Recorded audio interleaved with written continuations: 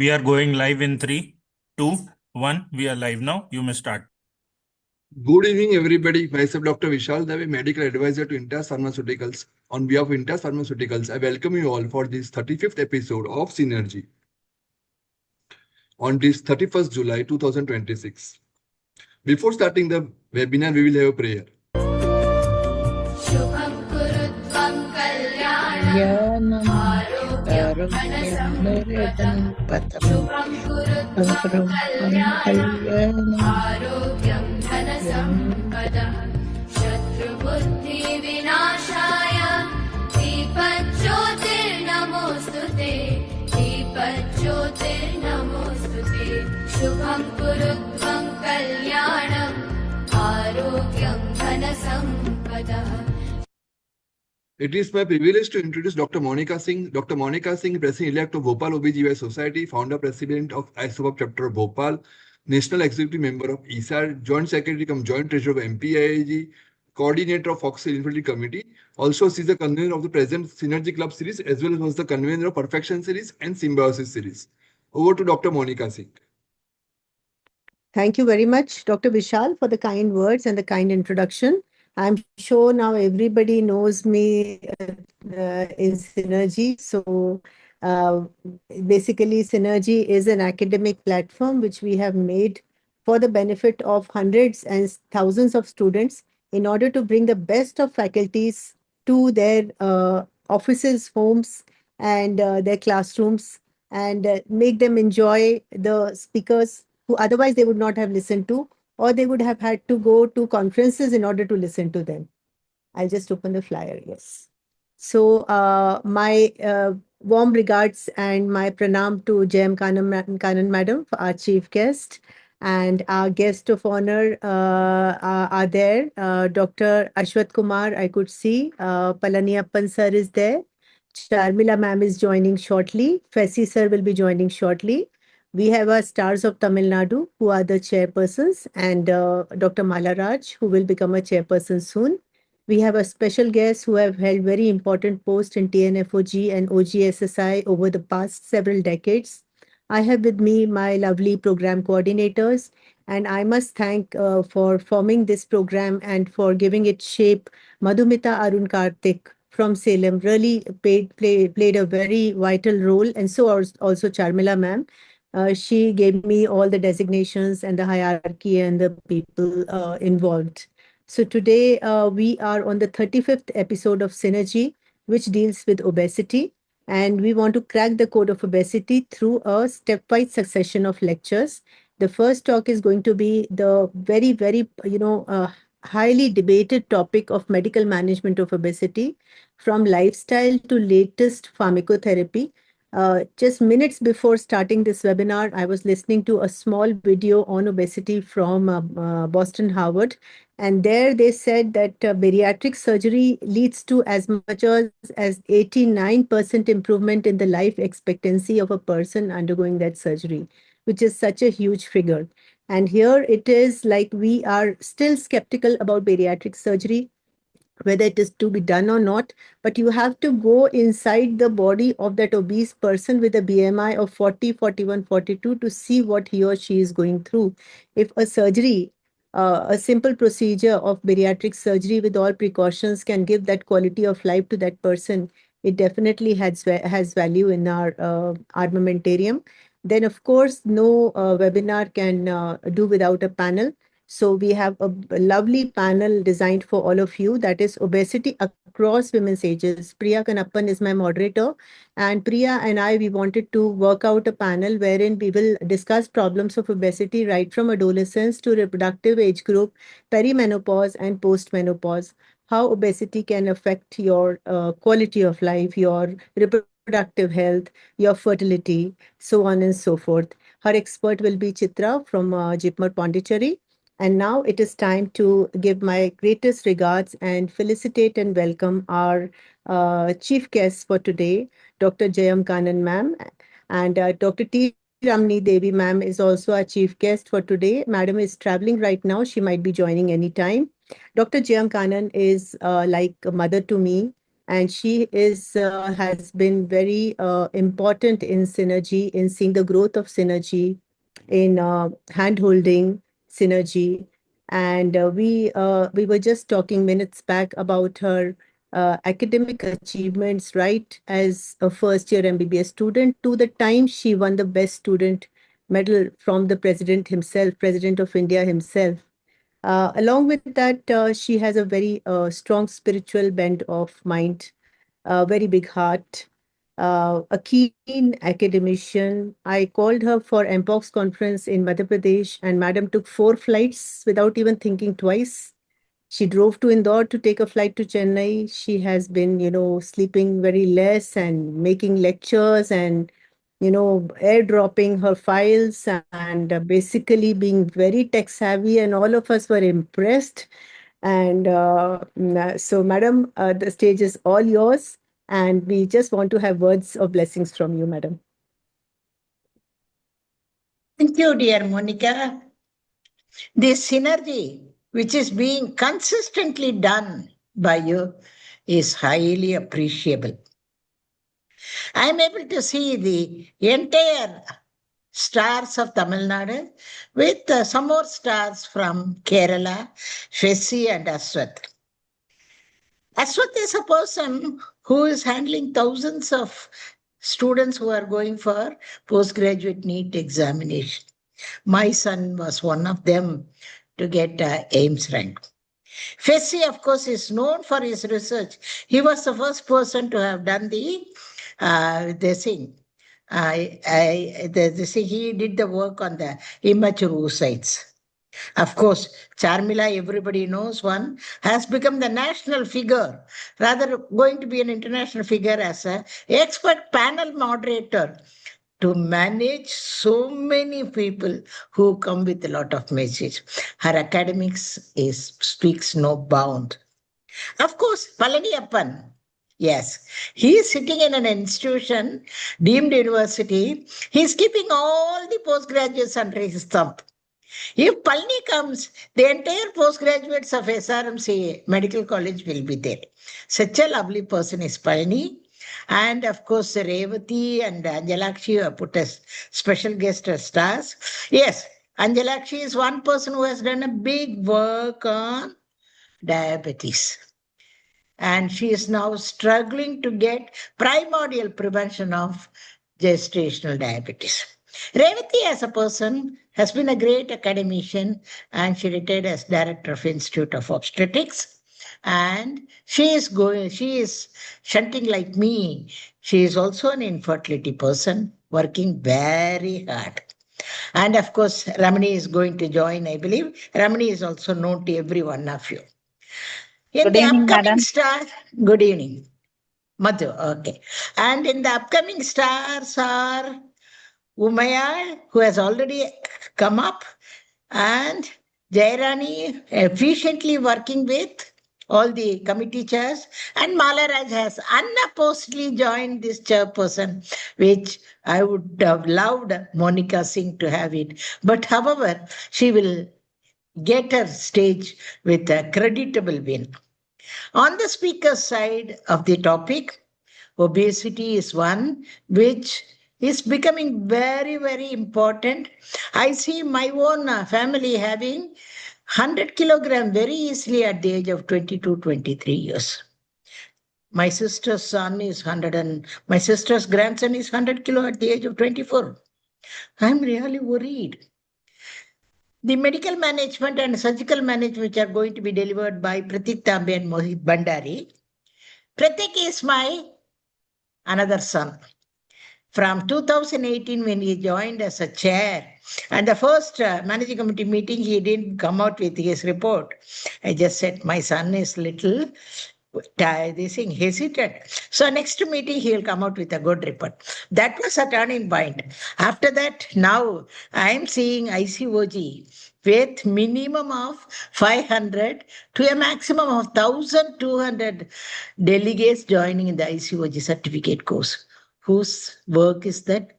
Credit goes to the secretary, who is Pratik. And he is going to talk about medical management very nicely. Of course, he is very lean. Mohit Bhandari is known for his surgical expertise. I have heard a lot about him in the last 10 years. See, 22 years ago, 130 kilogram patient of mine underwent obesity reduction surgery, bariatric surgery, came down to a 90 kilograms, delivered a child. After seeing her, her mother also went in for bariatric surgery. So surgery has got its own role very nicely, and I am happy that you have brought it out. Priya Kannappan, nothing to say. She is really bringing credits for me as her teacher. See, sometimes the students bring credits to the teachers, and sometimes the teachers are jealous of the students. That is what somebody used to say when I am talked about. But I am not jealous of my sweetie Priya Kannappan. And I kept her with me as a consultant in my hospital. And I'm very happy that she is going to do a solo moderation of this. And I think she is following the footsteps of Charmila as an expert panel moderator. The subject is very nice. I really thank Saninka, who is there, Vishal, for not having a medicine on that company, but still sponsoring this program on the great academic interest. Kindly tell all your Sun people. Today also I had some greetings from Sun Pharma company, and I responded to that.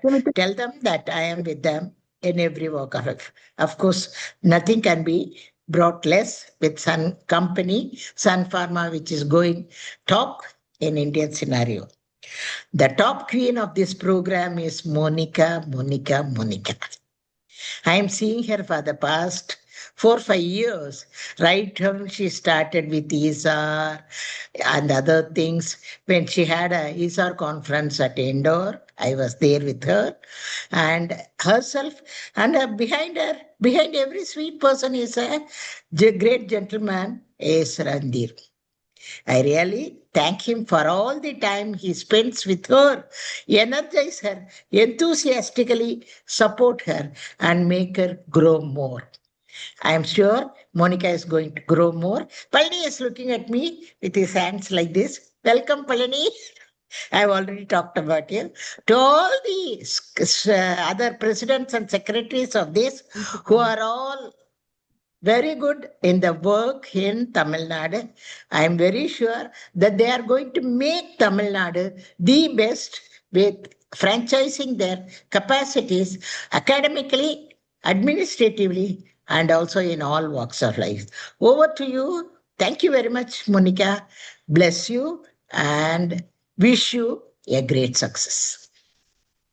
Thank you. Thank you so much, Jaya Madam, for the elaborate introduction of all the dignitaries, as well as your great, the memory lane you go down to, and the type of enthusiasm you infuse into all of us. Just a little bit of correction from my end. It is Intas Pharma. Though Sun Pharma is also a great company, but Vishal Dave, it belongs to Intas Pharma, and they are also doing a great. They have been associated with me for a long time, ma'am, and I thank them for their academic platform, for which I do not pay a single penny, madam. I have, Thank you. I really thank I Vishal. I probably mistook Intas with Inca. But Synergy doesn't charge me anything. They are so happy with the academic work. They give me a grant every year, and they let me carry on my programs at my own pace, and they let me invite the best of the best speakers which are there in front of us. So now, Dr. Vishal, we have to invite guests of honor. Thank you, Jaya ma'am, for being there. And Priya has, ma'am, requested you to stay on in the sessions. Please. And our guests of honor for today are, thank you, ma'am, the brightest luminaries from the state of Tamil Nadu and Kerala, from the meandering streams of backwaters of Kerala and the majestic temples of Tamil Nadu. We have taken 4 guests of honor, and they are the people who have lit up not only their states with their knowledge, wisdom, their work, their charisma, but also the whole of India, the whole of Foxy, ISAR, IAGE. We have in the order of seniority, Dr. Ashwath Kumar sir, Dr. Fessy Louis sir, Dr. Charmila Ayavu madam, and Dr. Palaniyappan Narayanan sir. We welcome all of them. And can I have CV of Dr. Ashwath Kumar? Madam, no need. Okay, thank you, sir. We just have you pass No Vice need. President. No need. Thank you. And because I am my patient, especially, I am so happy that Dr. Monica has invited me among all my teachers and my friends, actually. So, Jay Madam gave an introduction for everybody, so I don't have to repeat of everyone. All are so close to me. Jay Madam is there, Revati Madam is there, Fessy is there, Palniappan is there, and you have almost Mala Madam is there, Priya Kannappan, so many, almost everybody are so close to me. And even one coincidence is that Vishal Deve is my teacher's son, actually. So he is in Indus. He is a very good laparoscopic surgeon, also excellent surgeon. But he preferred to join Intas Pharma and being, so I know him for years, actually.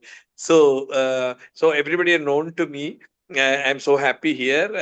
All the best, Monica, for all your entries. And all Synergy is one of the best programs that is running along today. This is a very important topic of obesity, and you will have lot of discussions on medical and surgical management and a excellent panel. And we have excellent, all you have selected the best people in South India from Kerala and Tamil Nadu. So thank you to see everybody, all my friends, Palaniyappan, everybody is looking, and so happy to see you all. Thank you once again, Monica, for, as I'm not taking a lot of time because my patient is induced. So thank you so much. Thank you so much for being here. Thank you.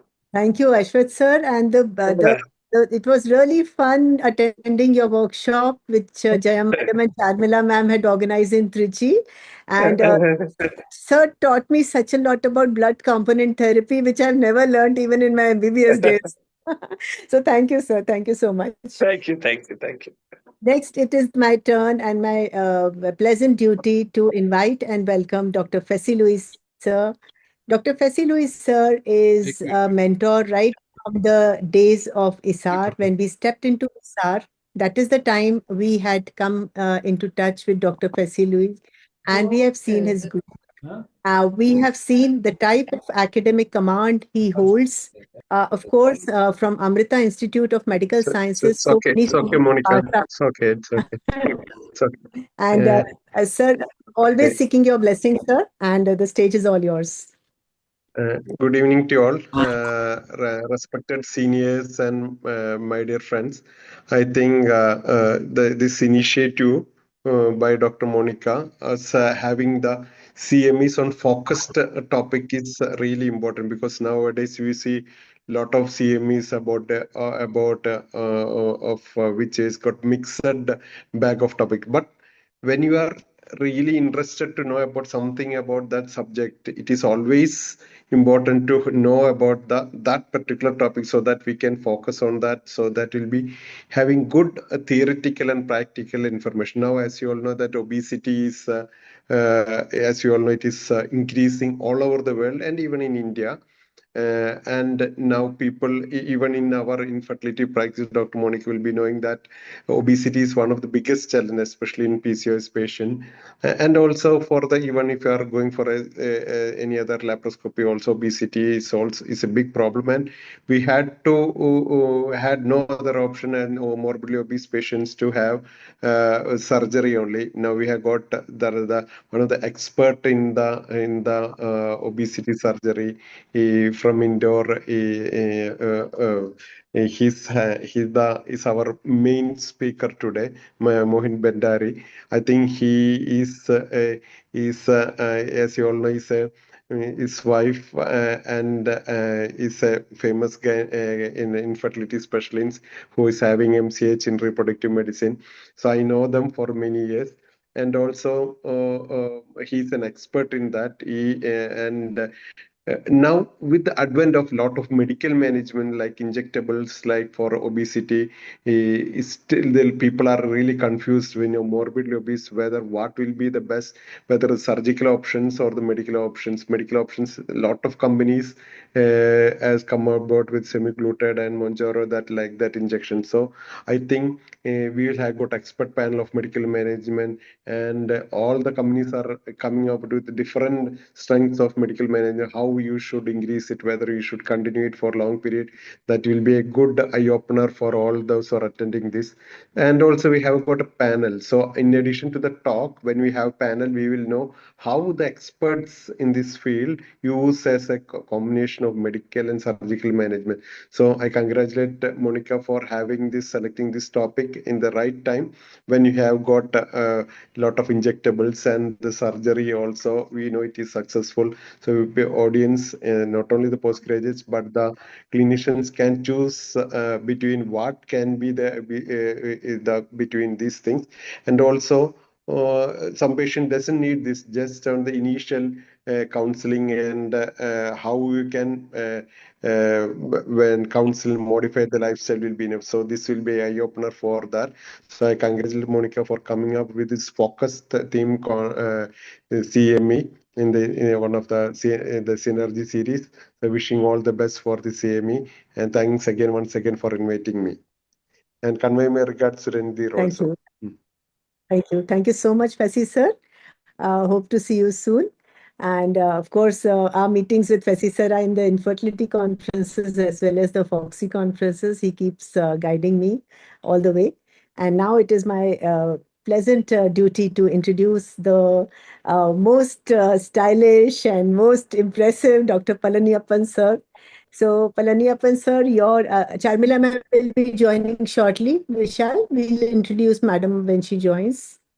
So, sir, the most impressive memories of you are seeing your presentations and your the style of presentation, the Shiva in your presentation, the style, the colors, the way you move the camera, zoom the images. So, I think style never goes out of style. And just because we are gynecologists doesn't mean that we don't have to be stylish. I believe that style adds an element of novelty to your life, whether it's a new dress, it's a new piece of jewelry, a new watch, or a new way of walking. Just now we were talking about high heels. So everybody has got a typical feature in the character. And Palaniappan sir, you are so different. So, sir, the stage is all yours. I'm sure you'll have a lot to tell us. Thank you, Monica, and it's been absolutely proud privilege to be amongst this Synergy series and take part in one of your programs. And now I'm seeing why Synergy is full of energy, and you have all the luminaries of Tamil Nadu, and very, very nice to see JK Madam, Revati Madam, Charmila, Fesi, Ashwath, and all of them, and a lot of people all around. And as spoken before, you have chosen the best possible people from Tamil Nadu and Kerala. And the topics you have chosen are absolutely fantastic. And with the advent of medical and surgical, I'm sure we're going to have that. Let me not leak out any of the drugs or topics which you're going to discuss. I'm sure the program is going to be absolutely wonderful. And my timeline with Monica and Randir starts long back, and I'm only missing Randir Singh here anyway. So convey my regards to Randir. And Monica, wish you all the very best in whatever walks of life you're taking, and my blessings and wishes are always with you. We are with you. And it's lovely having you on this platform. And thanks to Intas for this, and thanks to all the people who have come across. And I didn't know that I was so much noticed by you on whatever I'm doing. But anyway, thank you so much for doing, and I'll keep doing that because I like doing things in different styles. So in the future, you'll see different styles, no doubt about it. And thank you very much for involving me, and pranams to all the seniors, and thanks to Monica, and wishing you all the best in your future success, Monica. Thank you. Thank you, Palani sir. Thank you for the nice words, and thank you for your benevolent presence. And now I have after thanking our guests of honor, we have the stars. So stars of the state are people who are like stars. They are They are attractive, they are impressive, they have a lot of energy, they motivate, they enthuse you with lot of charm. And we have amongst us Dr. B. Kalpana. So these are the chairpersons, the sitting chairpersons, as well as one dear future chairperson. So I think since Umayal madam has joined, let us start with her. We have Umayal ma'am amongst us. So madam is chairperson of Foxy Violence Against Doctors Committee. So madam, when I am introducing you, I know you through interactions. The first interaction with you was in JIPMER, and of course madam's son is a good friend of mine.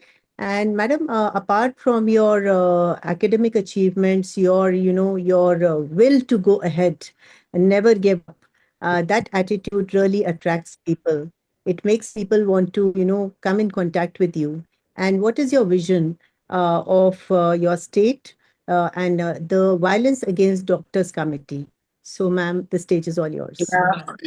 Hello, Monica, and thank you for inviting me to be in this platform. It is a wonderful way of trying to take academics of various interesting topics to the common folks. It's very nice initiative that you have taken. And regarding my chairperson, you all know that this is the first time there is a committee that is being formed for the violence against doctors. And as you know that we have to accept that there is plenty of activities actually happening across country. When you think about violence, almost one statistics say that almost 80% of the doctors, especially belonging to the obstetric community, are having experiences of having suffered from some sort of violence. Violence means it is not only physical. We are now talking about verbal abuse and even digital abuse. So actually, it is only that 5% of it which is actually physical. So we are only concerning and we are raising voices on the physical abuse, but we are not bothered about the verbal and the digital abuse. So I am trying to take this across, and when I am just going through my journey, there is also a term called as secondary victim syndrome. So when a patient actually dies in a hospital, the focus is entirely on the patient, the public, and even the government and everybody. But the doctor and the healthcare workers who were there in that place when the patient died, what all the resuscitative measures they had taken and how much they had gone through to save that patient, actually everybody conveniently forgets. But this person, now they say that there is a term called as a secondary victim syndrome, where the doctor who had handled such patients are going through a lot of stress. And in fact, there is a study which is telling that many have started quitting their practice. They're planning to retire from the practice once they have an episode of such incidents. So we need to take this across, and we need to, through various platforms, we have to address this issue. And we need experienced doctors to practice healthy obstetrics. And obstetricians and surgeons are most victimized. And so this has to be taken across. And I would like to just make a suggestion here. On the 9th August, we are having a program called Abhaya Day by Foxy, where we are actually trying to raise this issue across the societies. So we are requesting all the societies to participate in this activity. So we can actually do a rally, or we can give an interview in the TV, or we can give a news, we can call the press and talk, or we can give an we can go as a group and meet the local police commissioner of police or someone and give a memorandum regarding what we needs to be done. So we can create an awareness in some form, and we can take, and also we have to discuss about the security problems which needs to be taken care of when there is a violence. So hospital, what are the things that needs to be taken care of in a setup where we are working? So how else it can be made better so that these type of incidences cannot occur? Because we had lost in the RG Kar murder case, it had happened in 2024 August 9th. So now every year we are planning to celebrate that day, trying to highlight that doctors are victimized and they have to be protected. So with these few words, I would like to wish all the very best for your elections and for this CME also. And your topic is excellent, because everybody, the topic obesity is now universal. Our India is no more poor country and no more underweight. So we are all focusing on overweight and obesity, and your talk on this today's program will really highlight many things. Looking forward. Thank you. Thank you so much for the opportunity. Thank you, Mayal ma'am. And I wanted those, nice information from you about violence against doctors, because this is a committee you will have to put in a lot of work, and a lot of benefit will come to the general Foxian at large in the smaller cities. The common Foxian, the common doctor who is actually practicing at the grassroots level, they are really suffering. And so we have to just give them an awareness that there is help through associations like Foxy, through IMA, and that someone is there to hold their hand. So that message, I would like to take it across, and I'm really working on it. Thank you. Thank you, Mayal ma'am, for your great presence and wonderful message. And from a person who has decided what to do in her committee, we have another person who is looking with stars in her eyes at a very nice committee. She is skilled at it. She is a robotic surgeon. She is, going places, doing her surgery, impressing everyone with her surgical skills, as well as her basic, the personality charm. We have amongst us Dr. Mala Raj, Secretary of OGSSI, also known as the Chennai OBGY Society, with us. So Dr. Mala Raj has been extremely fortunate that she was the unopposed candidate for endometriosis, the very coveted committee of Foxy. And being unopposed is actually a message that there is no one better than her. So, Dr. Mala Raj, I'll not waste time in introducing your busy CV slide, which talks a lot about you, but I want you to talk to us about your vision of Foxy and what you want to do in your committee. Yeah, so thank you so much, Dr. Monica, for the warm and very kind introduction. In fact, something endometriosis is really, really very, very close to heart. It is something I was looking forward to, and I think I'm entering at the very appropriate moment when we feel that endometriosis is really going on the rise.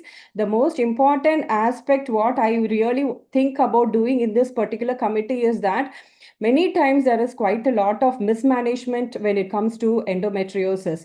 Though we have lots of evidence and lots of science related to this particular disease, there are lots of time people kind of mess up the whole situation, and the patient has more problem because of the treatment rather than the disease per se.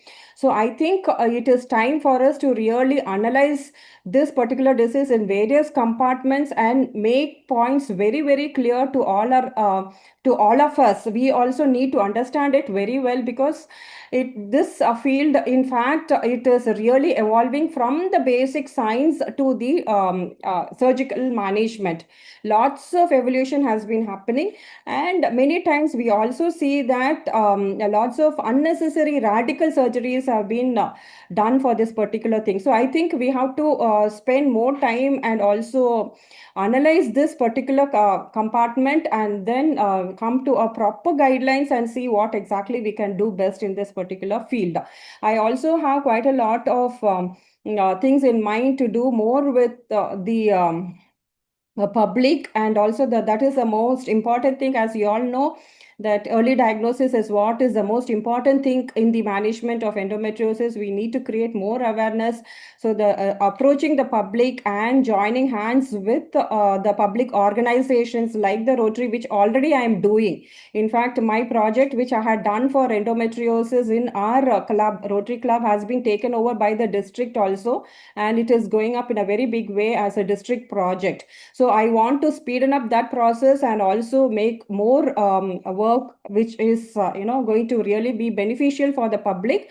Plus, at the same time, in the academic front and the surgical front is also what I want to really focus on. So as I mentioned, many mismanagement is happening. So we want to highlight on that is what is my thinking, and hopefully everything goes on fine. And thank you for all the support and being with me, Dr. Monica, and you're doing a phenomenal job. So hats off to you. I've been really following you. Your energy is really going miles, and I'm sure you're going to come out in flying colors. And all the best to you, and good luck. Thank you so much for the opportunity as well. Thank you. Thank you so much, Dr. Mala. Thank you for giving us a picture of your vision, which is going to be very beneficial to this pathology at large. So all the best to you. And we have also our stars of Tamil Nadu, Dr. B. Kalpana as of now, she's in a flight, so she'll be joining soon. Dr. K.S. Jairani Kamraj. Kalpana ma'am is the chairperson of Foxy Infertility Committee. K.S. Jairani Kamraj ma'am is chairperson of Foxy No to Violence Against Women Committee. And she is, has madam joined? No. So she's presently busy inviting some dignitaries for Tapisar. So madam will be joining soon. We'll introduce her. Now I have the pleasant duty of inviting my special guests. I feel that elections apart, no state can be complete without really giving a lot of respect and lot of thanks to the dignitaries who have played a vital role in bringing the gynecology services, the health services for women to this stage where Tamil Nadu now has a maternal mortality rate which is amongst the lowest in the country. So one of these luminaries and special guest is Dr. Anjalakshi Chandrasekhar ma'am. Madam is the founder president of TNFOG and the president of OGSSI back in 2019. Madam is the Governing Council member of GIPSI and she is a PhD in pregnancy dietology from the Tamil MGR University. Madam has had a lot of research work she's done in the field of diabetes, and we're fortunate, madam, to have a lecture by Seshaya sir in this Synergy academic series, wherein he talked about primordial prevention of diabetes in collaboration with the MDIP committee of Foxy and Dr. Piki Saxena of the LHMC Delhi. So, madam, the stage is all yours. We want to know of the work you're doing, madam. Anjalakshmi ma'am is there? Okay. So now I will wait for ma'am and we go to our next guest from Tamil Nadu. Madam is there with us, Revati ma'am. Can I have her slide? Dr. Revati Janakiram ma'am is there with us. Madam is the past president of TNFOG and she's been there right since the time we logged in. We know of how a great surgeon and teacher she is. She is junior to Jaya madam in the same college, Madurai, a very skilled vaginal surgeon, a very beloved teacher of us. And Revati ma'am, we welcome you with folded hands and we would like to have blessings from you, ma'am. Thank you. Thank you, Dr. Monica. Good evening, everyone. Actually, I was wondering how you were able to manage a big galaxy of experts under one roof. That's maybe all because of your cordial approach to everyone. And also, I congratulate you for taking this synergy up to 35th episode, all with great, great topics. And today, we have taken up this epidemic obesity, low obesity we call it, and medical as well as surgical management and panel discussion were taken included in this today's topic. And personally, what I feel is that more than medical or surgical management, healthy lifestyle is very, very important. Definitely, it helps a lot, provided consistently we follow that. So these are the things which we have to promote among our patients, very important. So also among ourselves, the healthy lifestyle we have to follow. And we can prevent as well as treat obesity. And the speakers you have chosen are really very, very good. And I'm sure all the delegates will definitely be benefited by listening to this. And I wish you all success in the election as well as in all your future endeavors. Thank you very much for calling me here. Thank you. Thank you so much, Revati ma'am. And inviting you to the program as well as having you here and listening to you. We always seek your blessings, madam. And I think Dr. Meena is also there with us. Dr. Vidya is not there. So Dr. Meena Mahalingam, can I have a slide, please? Dr. S. Vidya Prabhakar ma'am is the past president of TNFOG. We will introduce madam when she joins.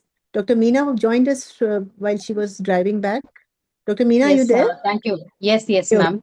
Thank you for inviting and all the very best for your elections. I must speak about Dr. Meena. She is my first communication. She has been on phone with me so many times, invited me so nicely to the Oxy conference.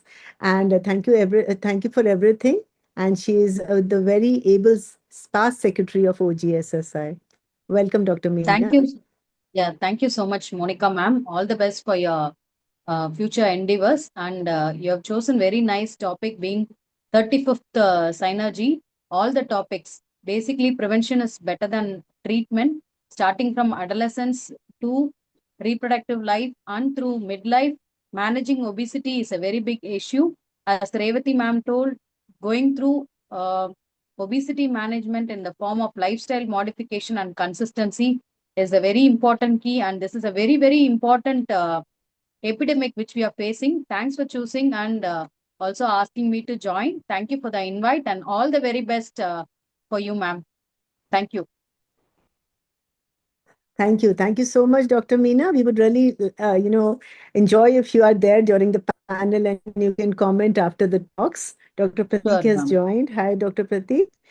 So before we proceed, I must give thanks to five people rather. I must give thanks to Madhumita Arun Karthik. She helped me design the program. I must thank my three beautiful coordinators, Dr. Purva, Dr. Ankita, and Dr. Virul, and of course my co-convener, Dr. Randhir Singh. Now a quick thanks to all the societies. So these societies of Tamil Nadu and Kerala who are participating in this webinar are the reason we are here. They are very important. Some people told me, why don't you put Chennai first and this first and that first? I said, nothing doing. We are putting everyone in alphabetical order. So we start from A and go to Z. So I give my heartfelt thanks to the president and secretaries of the 35 participating societies from the great states of Tamil Nadu and Kerala. Adur Society, headed by President Dr. Prasanna Kumari B. Madam and Secretary Dr. Anu Smita. Angamali OBGY Society, headed by President Dr. Elizabeth Jacob, Secretary Dr. Cynthia A.K. Alapuza Society, headed by President Dr. Lalita Ambika and Secretary Dr. Deepthi P.S. Coimbatore Kovai OBGY Society, headed by President Dr. Chandrakala Maran, Secretary Dr. Sarada Jagannathan. Dharmapuri OBGY Society, President Dr. Anita Tamara Selvi and Secretary Dr. Susitra. Dindugal OBGY Society, President Dr. Reena Prabha and Secretary Dr. Kavita V. Erode OBGY Society, President Dr. Purnima Sarvanan and Secretary Dr. Vani Madhavan. Kanchipuram OBGY Society by our own Dr. Umayal Madam and as President and Secretary Dr. Vijay Lakshmi S. Kannur OBGY Society, headed by President Dr. Beena K, Secretary Dr. Kaushik Vaila. Karur OBGY Society, headed by President Dr. Girija B and Secretary Dr. Vijitra. Kasargod OBGY Society, headed by President Dr. Jayalakshmi Suraj, Secretary Dr. Deepa Madhavan. Kochi OBGY Society, President Dr. Gracie Thomas and Secretary Dr. Fessy Louis Sir.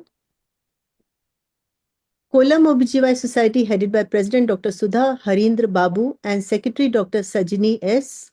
Krishnagiri, headed by President Dr. Rekha Rajesh, Secretary Dr. Sujata Anbalagan.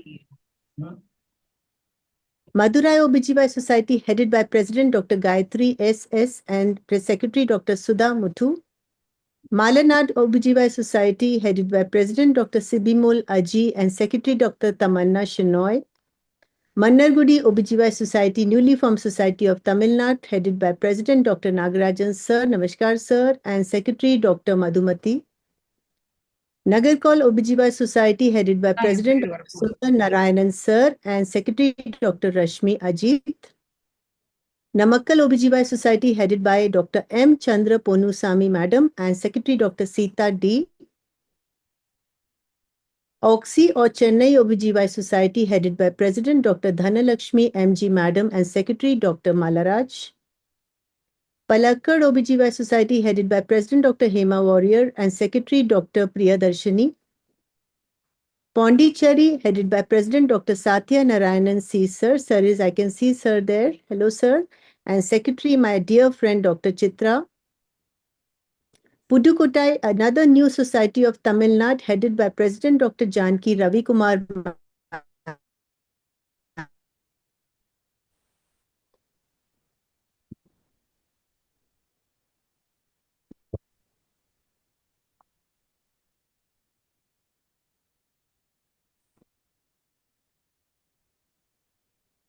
The slides are not OBGY Society headed by President Tamil Mani DM and Secretary Dr. Uma Brinda Jayapal.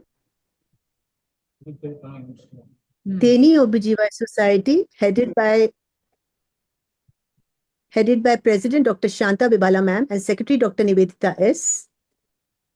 Tiruvannamalai OBGY Society headed by President Dr. Radha Madhavi Madam and Secretary Dr. Alamelu. Thoothukudi or Tuticorin OBGY Society headed by President Dr. Punguthai A and Secretary Dr. Jasmine R. Thrissur OBGY Society headed by President Dr. Neeta George and Secretary Dr. Reshmi CR. Tirunelveli OBGY Society President Dr. Madhubala M and Secretary Dr. Gayatri Siva Ramakrishnan. Tirupur OBGY Society headed by President Dr. Punguthai Selvaraj and Secretary Dr. Vidya Prem. Trichy OBGY Society headed by Dr. Charmila Madam and Secretary Dr. Vijaya Prabha Shezian. Salem OBGY Society President Dr. Sarvana Kumar N and Secretary Dr. Dhavashri. Vellore OBGY Society headed by President Dr. Rita Vijay Selvi and Secretary Dr. Pushpalata Kumari. Virudunagar President Dr. Uma Maheshwari and Secretary Dr. Prathipa S.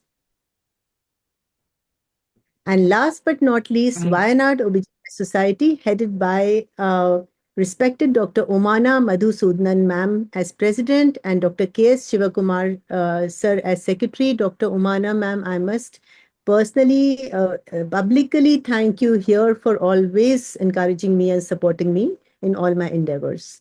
So with this, I come to the end of my formal thanks to all faculties, dignitaries who are present here from the great states of Tamil Nadu and Kerala. We are thoroughly obliged to have your blessings and your gracious presence, and we can start our academic session with the lecture 1. Over to Dr. Purva. Thank you, Dr. Monica, for the invite, and I wish you all the best. Yes, ma'am. Chandra, would you like to have a few words? Yes. Yeah, already we are on running late time, so I wish you all the best and want to make it short only. Yeah, thank you. Thank you very much for the invite. Thank you. Thank you so much, madam, for I'm your also presence. relieved now. I finished my case. Thank you. Thank you for the invite and all the best for your endeavors. Sarvana sir, you have to come for the panel, please. Yeah, I'll be there. We for won't the leave panel. you. I'll be there for the panel. I'll go and log in with Yeah. my hospital computer. Okay, Satya Narayan sir, would you like to speak something? Satya Narayan sir? Sir, please unmute. I can see you there. Neeta ma'am, would you like to speak a few words? Yes, all the best for the speaker and welcoming all chairpersons, and thanks for the invite too. Thank you. Thank you, Neeta ma'am. So nice seeing you on the screen. Satya sir, would you like to speak a few Yeah, I words think too? I was unmuted. Good evening to all. Welcome to this wonderful meeting you have arranged. Happy to be part of it. Let it be a brief message and open the stage to all to participate. Thank you very much. Thank you. Thank you so much for your nice words, sir. And yeah, so Purva, I think we can start session 1. Yes, ma'am. So, moving to our first academic session, that is on medical management of obesity from lifestyle to latest pharmacology. I invite Chairperson Dr. Dhanlakshmi MG Madam. Madam is presently President of OGSSI. We have with us Dr. Girija B. Madam. Madam is presently President of Karur OBGY Society. We have with us Dr. Hema Warrior Ma'am. Madam is presently President of Palakada OBGY Society. We have with us Dr. Madhubala M. Madam. Madam is presently President of Tirunelveli OBGY Society. We have with us Dr. Neeta George Madam. Madam is presently President of Thrissur OBGY Society. We have with us Dr. Omna Madhusudan Madam. Madam is presently President of Wayanadu OBGY Society.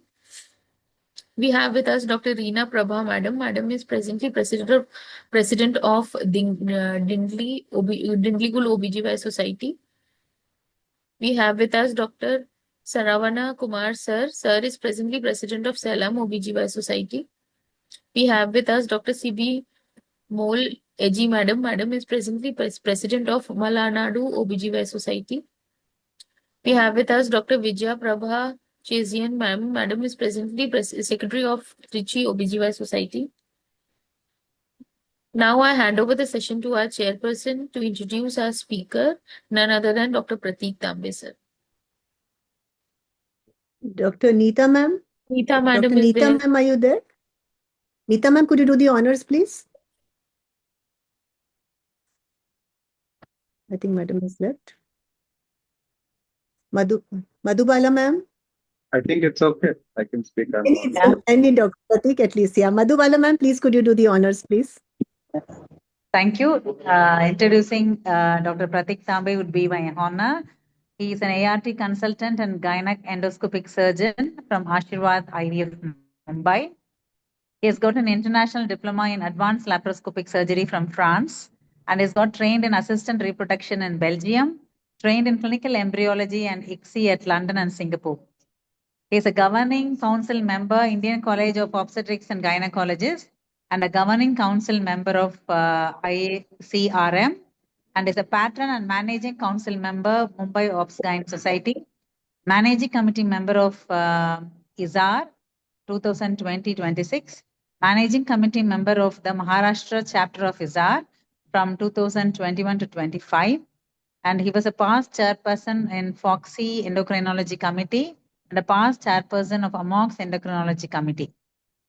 Dr. Pratik was a recipient of 31 MOX, ISAR, and FOXY prizes and awards. That's really creditable. And is an editor of 26 books, 4 FOXY focuses and handbooks, 11 key practice points, contributed 100 plus chapters, invited faculty, 1,000 plus events, organized 800 plus CMEs, convener of ICOG reproductive medicine course from 21 to 24, and is a peer reviewer of Journal of OBGYN of India, JOGI, from 2012 onwards. Who else can we have other than Dr. Pratik Tambe for this wonderful talk? Over to you, Doctor. Thank you very much, respected Dr. Madhubala ma'am. It is a pleasure and a privilege to be part of the Synergy Club, to be with Dr. Monica, and it's actually stupendous how much good work she's been doing over the years. I've known her for almost 20 years. And if you look at her track record, she's somebody who's very evidence-based. She's very accommodating. She invites everybody. She makes sure everybody walks together with her. And I think that is a clear distinction, a brilliant sign of a future leader, not only from a political aspiration point of view, but also from an academics point of view. As you know, I'm primarily an academician. That was an old CV. The new CV has a few more details and it's a little more cluttered, and we will skip past that because I have very limited time today to talk about obesity, human reproduction, and primarily the medical management of obesity and how it impacts fertility in general and women's health in particular. We know that it is not difficult to gain knowledge today. The days in the 70s and 80s where textbooks were very expensive, we had to buy Xerox copies of textbooks, that era is over. Today, thanks to these ubiquitous devices which we carry all around us in our pockets, knowledge is available for free, almost free. And you can get the latest advances in science and medicine very quickly. So access to knowledge is not difficult. The difficulty and the challenge today has become to understand and interpret the evidence which is being almost regularly bombarded at us. And I will try and make some sense of that over the next half an hour or so. As Einstein said, any fool can know. The point is to understand. And I will go one step further and say that after you understand, to actually inculcate that in your clinical practice so that you have better clinical pregnancy rates and live birth rates. Whenever I speak, I like to begin by questioning whether this is actually a relevant topic, whether it's practical, it's of importance to the audience. And it goes without saying that obesity is the modern pandemic. It has tripled since 1975, and these are WHO figures, which are almost 10 years old. They're hopelessly out of date. But you will see the extent of the problem. In 2016, nearly 2 billion adults were overweight worldwide. 650 million were obese, medically obese, that is, they fit into the criteria. Almost 40% are overweight in 2016 and 13% are obese. Children also have been facing the brunt of this nightmare. So much so that the WHO concluded by saying that most of the world's population now lives in countries where overweight and obesity is now killing people more than being underweight. In the 70s, when I was born, the life expectancy of an average Indian male or female was around 40 to 45 years. Sometimes people lived to 50. The most common reason for people dying was maybe malaria, typhoid, malnutrition, etc. Fast forward to today, we have malnutrition of a different kind, where we are obese, and the diseases that are killing us are primarily non-communicable diseases like hypertension, ischemic heart disease, and of course, diabetes mellitus. We will come to that in due course of time, but this sets us up very nicely to talk about the medical conditions which go hand in hand with obesity. And this is again from the WHO, as I just said, mainly heart disease, stroke, diabetes, osteoarthritis, and some cancers are known to be associated with the hormonal changes that obesity brings with it. If you look at childhood obesity, this is a problem which has exploded to gargantuan proportions in Western countries. And childhood obesity is, of course, associated with greater chance of adult obesity, premature death, disability, scholastic issues, breathing difficulties, greater incidence of fractures, accidents, and all the NCDs that you're going to have later on in life, which will present to themselves much earlier than children would actually become adults.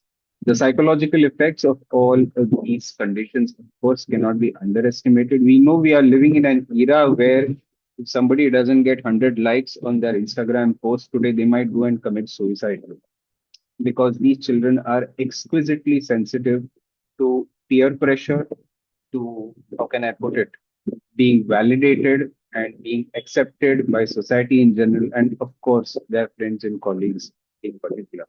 Fertility is particularly a concern in obese couples, and this has been addressed by several guidelines. If you look at the most recent American Society for Reproductive Medicine Practice Committee recommendations, it was published in Fertile Sterile in 2021 November. This is the original paper. It's really available on the internet. And if you can't find it, please write to me. I'll be happy to share a copy with you by email. All of the references are publicly available. You don't have to pay $200 to get any of these papers. We also had an excellent PIGO literature review, which was published in 2023 Jan. And you'll see that out of all the names, there are a couple of familiar names: Dr. Jaideep Malhotra, our past president of ISAR and FOXI. There's Edgar Mokanu, who comes regularly to India. And of course, there's Nikhil Purandare and Patrick O'Brien as well. I will be referring to these literature reviews, of course, in a review later. And obesity is well known as a disruptor of female fertility. There's another article from RBM online with that. The implications for fertility are actually profound. The ASRM recommendations of 2021 say that obesity has adverse effects on reproduction, ovulatory and menstrual function, the natural fertility and fecundity rates, infertility treatment success rates, of course. As I'm very fond of saying, the past 25 years that I've been practicing infertility and 20 plus years that I've been practicing IVF, a lot of my hair has either prematurely fallen out or become gray because I have actually been trying to give results to two groups of patients who are very difficult to treat. Those are the poor responders and the hyper responders. Infertility treatment safety, of course, also goes for a toss, and obstetric outcomes are hugely impacted, as we will see shortly. This is the WHO classification of obesity, and this is well known to all of us. What we must note, however, is that the Indian cutoffs are about 5 points lower, and these do not apply to Indian populations. This is the most common table that we see in presentations. This is also what is taught to a lot of youngsters and trainees. And therefore, we often feel in fertility practice that until the BMI has reached 30, which is actually the international cutoff for calling somebody, in inverted commas, obese. I don't know how politically correct it is to call somebody obese because you're fat shaming that person, but that entire discussion is a different discussion. If you look at obesity as only a problem when a woman has attained a BMI of 30, then probably you're missing a lot of patients where you could give much better clinical pregnancy rates and live birth rates if you had addressed the issue and you looked at the Indian BMI cutoffs. This has been known since almost 400 years. The French barber surgeon Ambroise Paré, well known to all of us from our anatomy days, talked about women who had increased weight, amenorrhea, and hyperandrogenism. The first description probably of bearded ladies, which we had in medical science. And Stein-Leventhal, of course, in 1935, went ahead and objectified it further by calling it Stein-Leventhal syndrome. Basic reproductive endocrinology should be known to all of us. And if we look at other papers, like the study of women's health across the nation, the SWAN study, which was published in 2010, they said that the incidence of menstrual cycle irregularities in obese women is as high as 30 to 36% and can go up to 50%.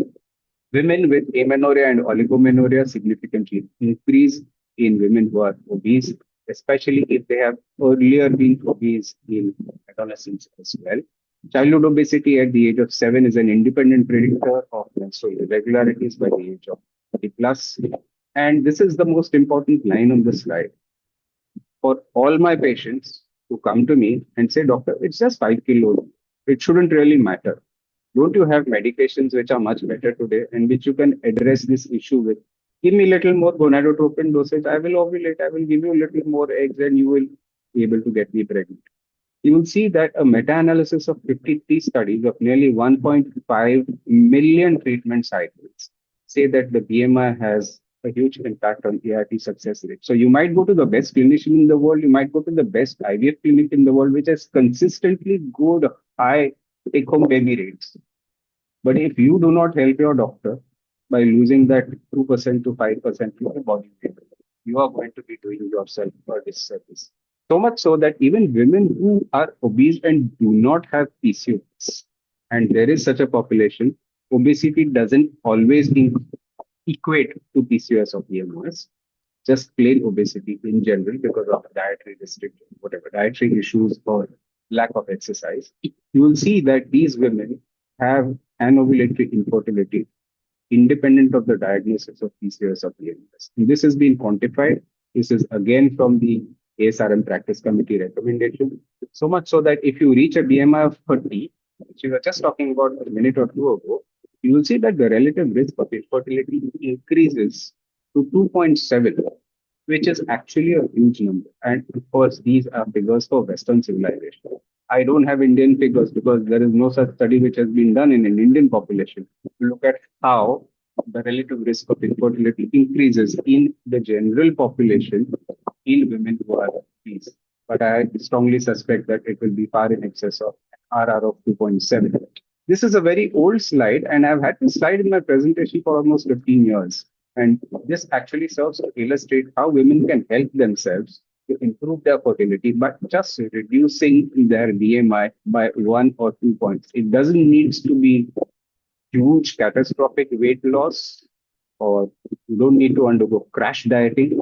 Just a small deficit of 1 or 2 BMI points is enough.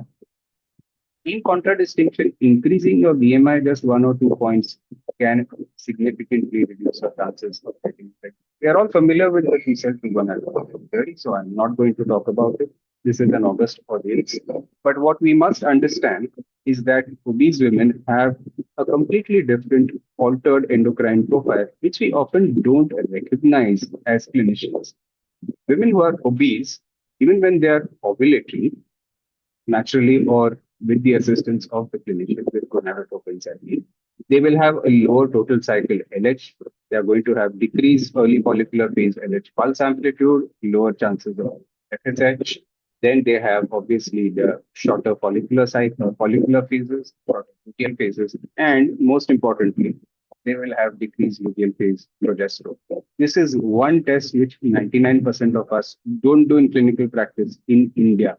And therefore, we feel that if a woman is ovulating, her chances of pregnancy are excellent. Nothing could be farther from the truth. I've just shown you in the past 2 minutes that even women who are just obese, do not have PCOS or PMOS, these women will have an altered endocrine milieu, and that will significantly reduce their chances of getting pregnant. Obesity also changes the physiology from head to toe, and it is beyond the scope of today's discussion to talk about it extensively because we want to focus on how we can actually treat these women rather than talking about too much theory, which is good to know theory, but finally we have to know how to utilize that theory and translate that into clinical practice. Obese women also have central adiposity, they have visceral adipose tissue, greater amount of insulin resistance, hyperinsulinemia, decreased SHBG, they have issues with their leptin and ghrelin, adipokines are sky high, and there is altered IGF-BP production, impaired granulosa cell function, all of which creates a perfect storm where your oocytes are less, oocyte quality is poor, getting good, consistent, top quality grade A embryos or top quality blastocysts is going to be difficult in these women, and therefore these issues need to be addressed before you start your treatment cycle. You don't wait until you started the cycle to go ahead and address these problems because by that time it is probably too late. Now, adipokines are a very exciting, how can I put it, class of molecules which have been recently defined in the past 10 years. And when I passed out in the 90s, we didn't even have this terminology called adipokines. This is something which has just recently come in the past 10 to 15 years. And there are certain molecules which you will see in this class which you may have heard of, like leptin, like adiponectin, like omentin. And these are known to function as local independent endocrine hormones. And these hormones are the ones which are the primary drivers of insulin resistance, obesity, chronic inflammation in women with obesity, as well as women who have obese classic PCOS or now we call it PMOS. This is a very exciting area for therapeutics because there's a lot of research being done into how you can influence the levels of these hormones and curb them. Because if you address the visceral adipose tissue and the chronic inflammation that obese women have, then half the battle is won. There is also an altered ovarian response when you stimulate these women with gonadotropins. In fact, even in women who are normogonadotropin, you use their FSH, LH, TSH, prolactin, and AMH at the baseline on day 2, 3, you will find that their chances of ovulation are going to be lower simply because they are obese. Women who are obese are going to require higher doses of medication. And if, God forbid, they happen to be obese classic PCOS or PMOS, then the chances of having ovarian hyperstimulation are also significantly higher. These women are going to require a longer duration of treatment, which means greater consumption of ampules of FSH, higher starting dosage, total gonadotropin dosage is greater, increased cycle cancellation rates. And as I just said 2 minutes back, fewer oocytes, poorer quality oocytes, lesser chances of having top quality good embryos which are available for transfer. The oocyte quality and the follicular fluid also matters in these women. What we have realized now is that the follicular fluid in these women is completely abnormal. There are higher levels of insulin, more elevated markers of inflammation. There are abnormal OCCs, smaller oocytes, and the translation into blastocysts is significantly hampered in these women. This, of course, is definitely true for women who are obese classic PCOS or PMOS, but it's also true for women who are obese in general without having PCOS or PMOS. What we must also acknowledge is that these women, despite our best efforts, have poor endometrial receptivity. And endometrial receptivity is actually something which many of us don't understand today. Despite the billions of dollars that have been poured into research, we are unable to find the exact markers which govern endometrial receptivity, embryo implantation, identify the window of implantation in a particular cycle in a particular woman. And what we know is that these women who are obese have poor endometrial receptivity with a greater chance of miscarriage, and they have a higher incidence of losses, especially first trimester losses, in spite of having good euploid embryos which are being transferred.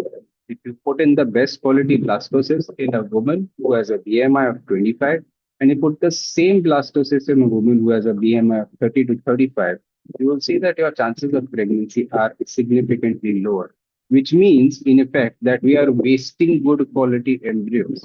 It's very difficult to get good quality, top quality embryos. And When you get a good quality embryo and you're transferring it without addressing the issue of obesity, obviously that patient is going to land up either with a failed pregnancy or she's going to land up with a negative test. In both cases, you have wasted that embryo and unfortunately, your treatment has not succeeded. It's therefore important for us to counsel our patients before starting pregnancy treatments. And this is an excellent table which I found from the ASRM, which I use to counsel my own patients, those who are obese. And it very clearly tells you which particular patients are a concern. If you find that your BMI is something which is 30 plus, then you will see that you have a fairly decent chance of having pregnancy. Most of this area is green. However, the moment you turn to 35 plus BMI, you'll see that largely it is orange or therefore these patients need to be fast tracked to obesity treatment and you must withhold ART until you have a fairly decent chance of success in your ART cycle.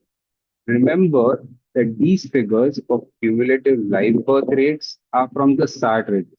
The SART registry is an American database which is a mandatory reporting for all ART treatment cycles which are conducted in the US.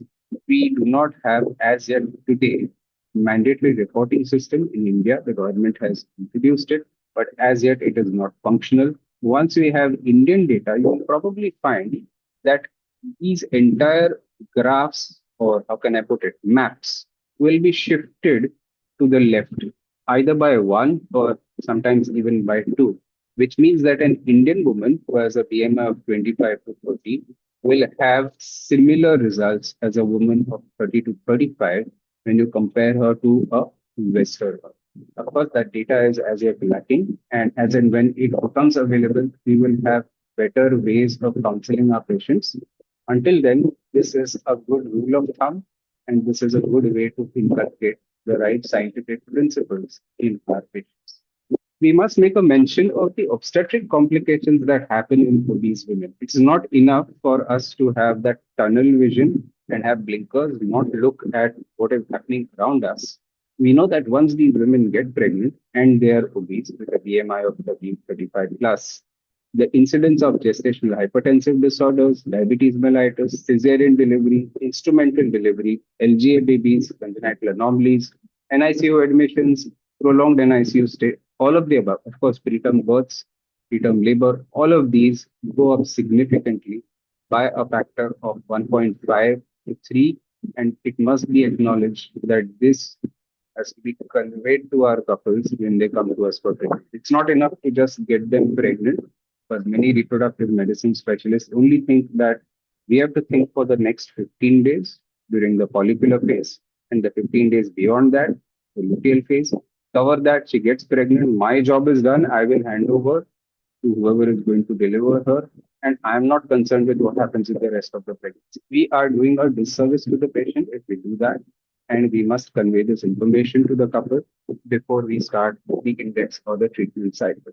One slide about male infertility. We'll be talking primarily about female fertility so far, but it is also well known that the implications for male fertility are profound. There is a decline in the semen parameters, and we know that we have read textbooks in the 70s and 80s which said that the normal semen count is 120 million per ml. Today, I can't find a male partner who has a semen count of even 20 million per ml, which means that because of environmental influences, pollution, everything around us, the semen counts have been coming down significantly. But more so in men who are obese, it has been known that oligoascleroteratospermia is significantly higher. These men also have erectile dysfunction. They may be diabetics, which means that we need to screen them proactively for HbA1c. Incidence of sleep apnea is on the rise. This is something which doesn't present to us as OBGYNs often, but it is well known that both in males as well as females who are obese, incidence of sleep apnea increases significantly and can be tracked very well by these instruments that we have now started wearing on our wrist, and they will give you good alerts, and in the morning when you wake up, you will be able to assess how many times you had apneic or hypopneic episodes. We must also remember that there is increased amounts of sperm DNA damage in the men. There is increased mitochondrial activity, increased oxidative stress, MOSI as it's called. And finally, this all translates into poor quality sperm and obviously lower quality embryos and decreased chances of live birth rate. But the implications for male fertility and obesity are not as profound as they are for female partners. Therefore, don't scare the male partners out of their wits because the decreased rates of live birth rates are not so high as compared to the female part. If you give them some antioxidant, put in place some good lifestyle modifications, you will find that more often than not, within 3 months, these parameters will improve. Regarding the evidence-based management approaches, it's time to now talk a little bit about treatment methodology, especially the medical management. We have excellent guidelines. This is the most recent PCF/PMOS guideline, which all of us are familiar with. We also know that BMI and fertility has been studied extensively for the past 30 years. This is one of the first papers published in 2003, where they showed that only 5% of weight loss over a 6-month period, women started having regular menses in 80% of cases. 60% became ovulatory and 40% became spontaneously pregnant, which means that if you institute good lifestyle management measures, probably ART will not be required and people like me and Dr. Monica will be out of a job. But that's something which is only utopia because most of us personally don't follow lifestyle modification, leave alone our patients. We know our patients are definitely not going to observe it for a prolonged period of time. This is an excellent paper from Professor Robert Norman, who was once the president of Aspire. And he published this paper in the BMJ way back in 2000, this is 26 years old, where he described that if the BMI is between 30 to 35, the chances of outcomes, which means clinical pregnancy rates, are reduced by about 30%. And if the BMI is more than 35, then the outcome reduces by about 50%, irrespective of what treatment methodology is used, which clinic the patient goes to, and what protocol is used. So this is well known to all of us. There is a more recent meta-analysis published in 2021, which says that the clinical pregnancy rate is about 1.87 if these women were going to institute good lifestyle measures, and the live birth rate significantly climbs to 2.2. This means that a woman who has instituted good lifestyle measures and weight loss, her chance of getting pregnant is 87% better. This is how you communicate that to your patient. And the chances of having a live birth are almost 200% better.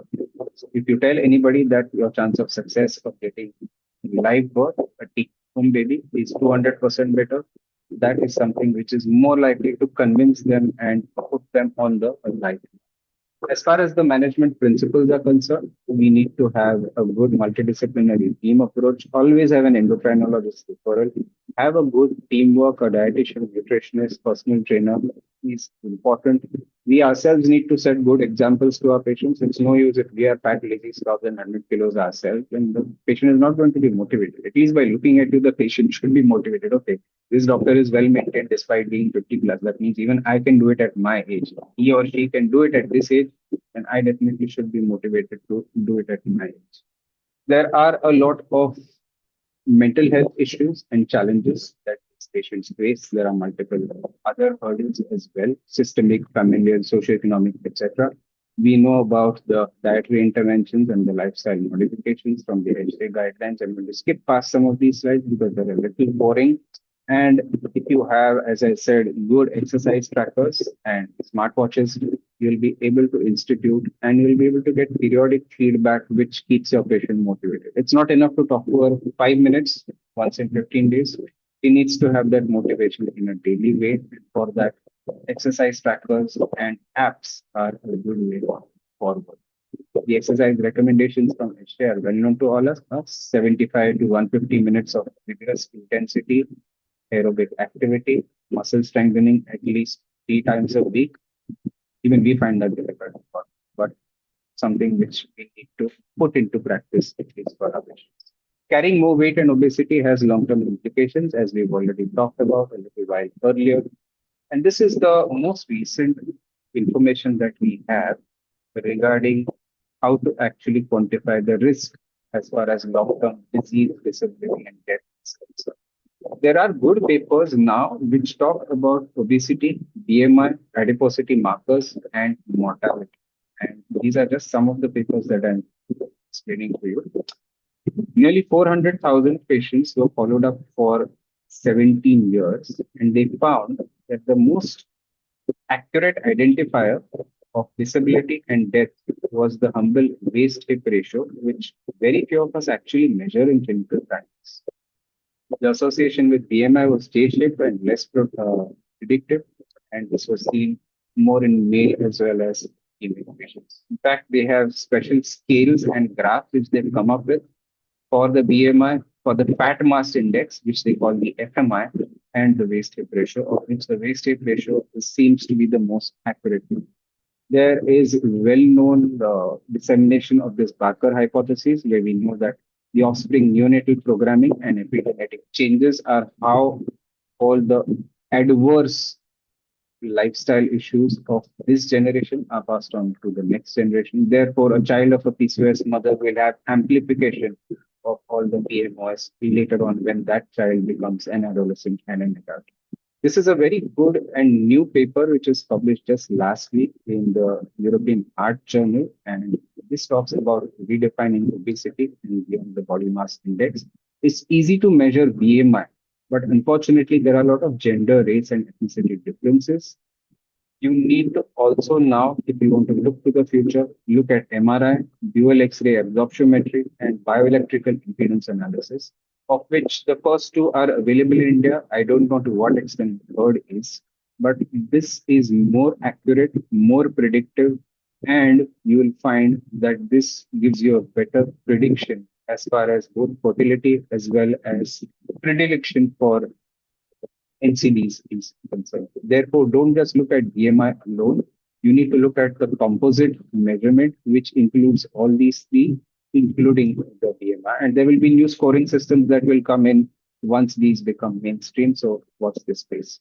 The tools for long-term success are good cognitive behavioral therapy. That is why you need to have an excellent counselor. Self-monitoring and journaling is something which we underestimate, but especially in the PCOS/PMOS community, there are a lot of huge self-help groups. There are consumer forums which are available where these people can share their experiences. They can keep each other motivated. And journaling has been noted to be one of the ways in which they can keep themselves motivated to lose weight and to reduce the weight and maintain it in a long term.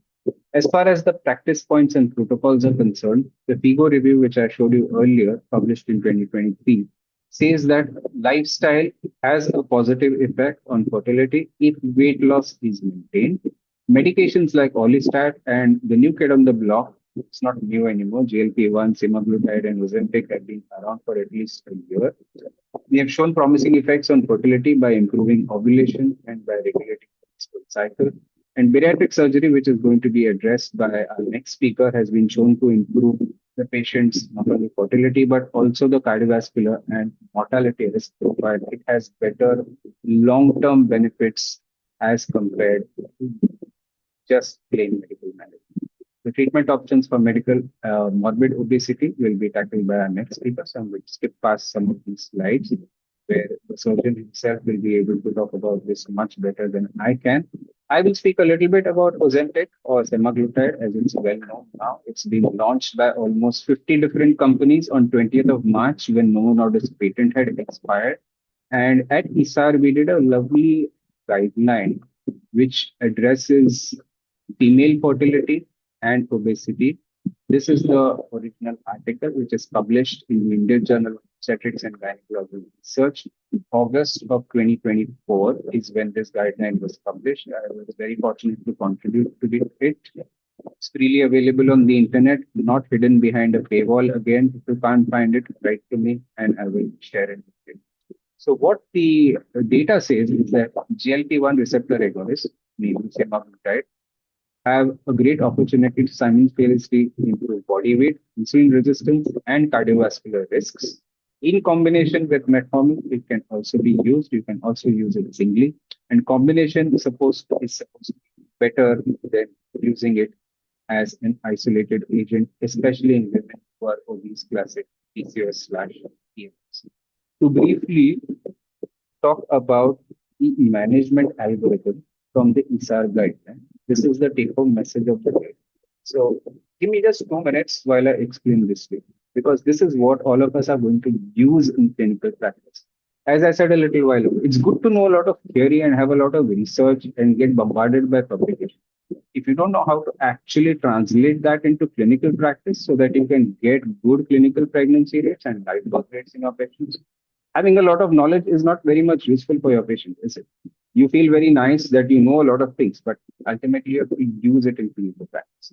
So the algorithm that we've devised at ISAR looks at 4 different steps. The first step is your anthropometric assessment, where you look at BMI and the waist circumference. Remember, just 2 minutes back, we were saying that you need to have a composite, that just the weight and the BMI alone is not enough. Also look at the presence of comorbidities by doing a thorough examination and a good clinical history taking. The most common issues that these women are going to be suffering from are, of course, PCOS/PMS, infertility because she's come for conception. Menstrual disorders and irregularity will present themselves to you in the first 2 minutes itself. These patients can occasionally also have MAFLD, cardiovascular disease, dyslipidemia, diabetes, and hypertension, which you will find out only after you've done those targeted screenings. Therefore, these targeted screenings are not to be missed. Even if you find a young girl of 25 to 30 whose weight is 80, 90, 100 kilos, do not think that she's too young to suffer from these issues.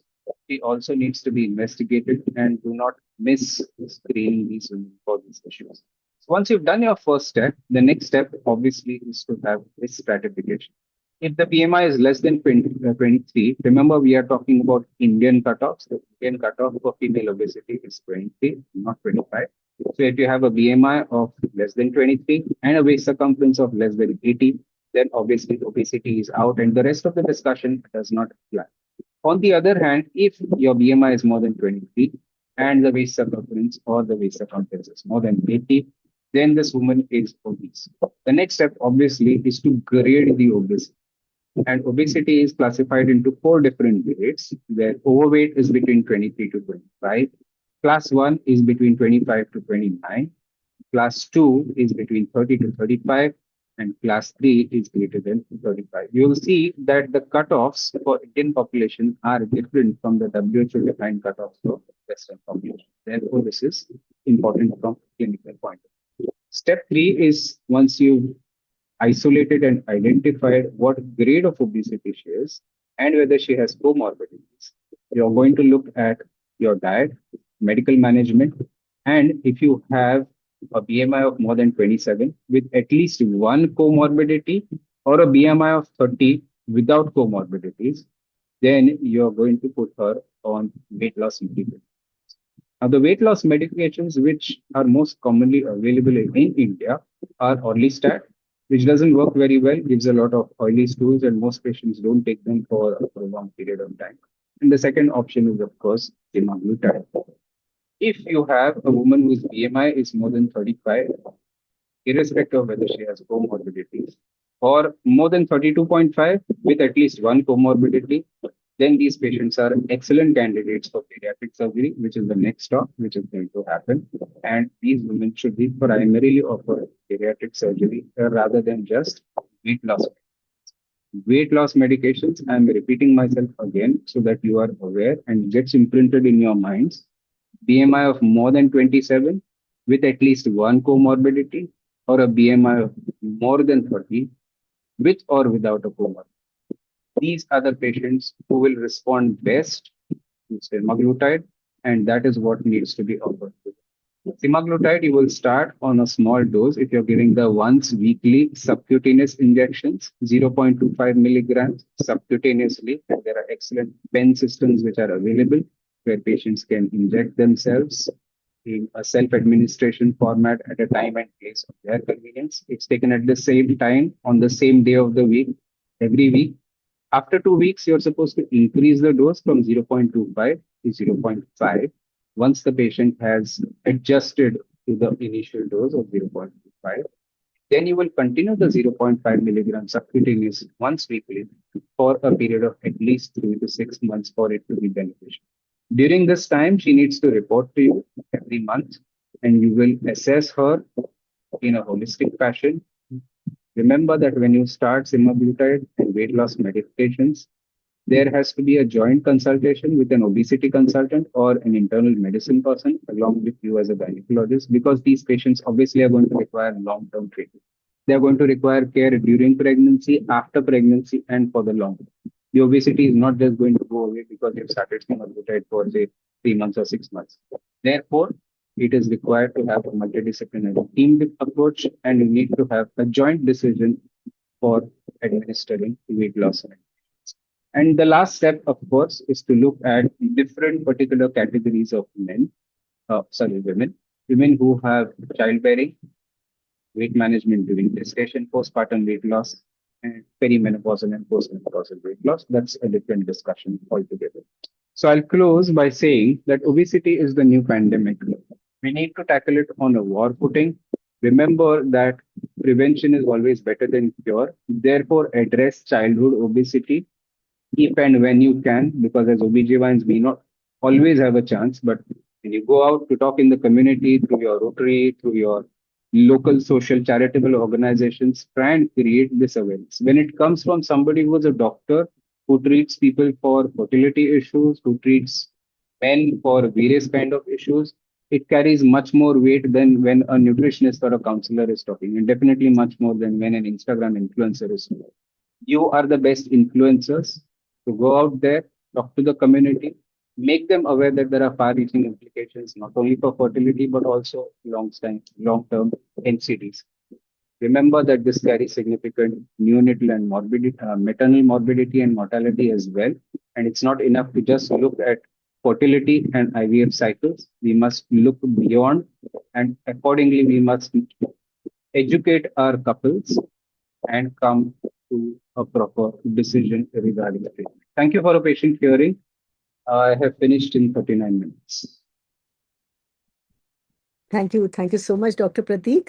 Would the chairpersons like to comment? Revati ma'am, please unmute. Vijaya Prabha ma'am. Satya sir. Thank you very much, sir, for that step-by-step, the enlightenment of this very, very important epidemic that is happening here.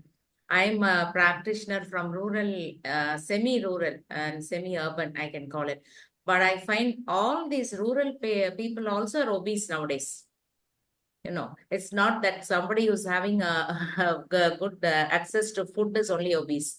So there is something wrong in the way people are eating their food nowadays. So as doctors, we have to spend time. As you said, prevention is better than cure.